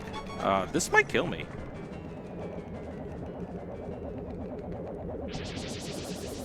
I actually think that I'm dead here. But we shall see whether or not this cutscene actually saved me or not. I'm not dead. Let's drink the potion just in case. I actually believe that cutscene probably saved me. So, the first phase, Twin Rova will always fire 3 shots. So 1, 2. We'll store a jump slash here. And then, oh, I'm not going to be fast enough. So if you're fast enough, you can get onto the platform and then do power crouch stabs. So I think I'm going to end up with a second phase. Oh, no, I don't. So, all right. 1 phase kill, and that's going to be the end. We're going to see the 3rd Triforce, and the moment that I touch the Triforce, the game should end, and the end credits should play. So let's take a look.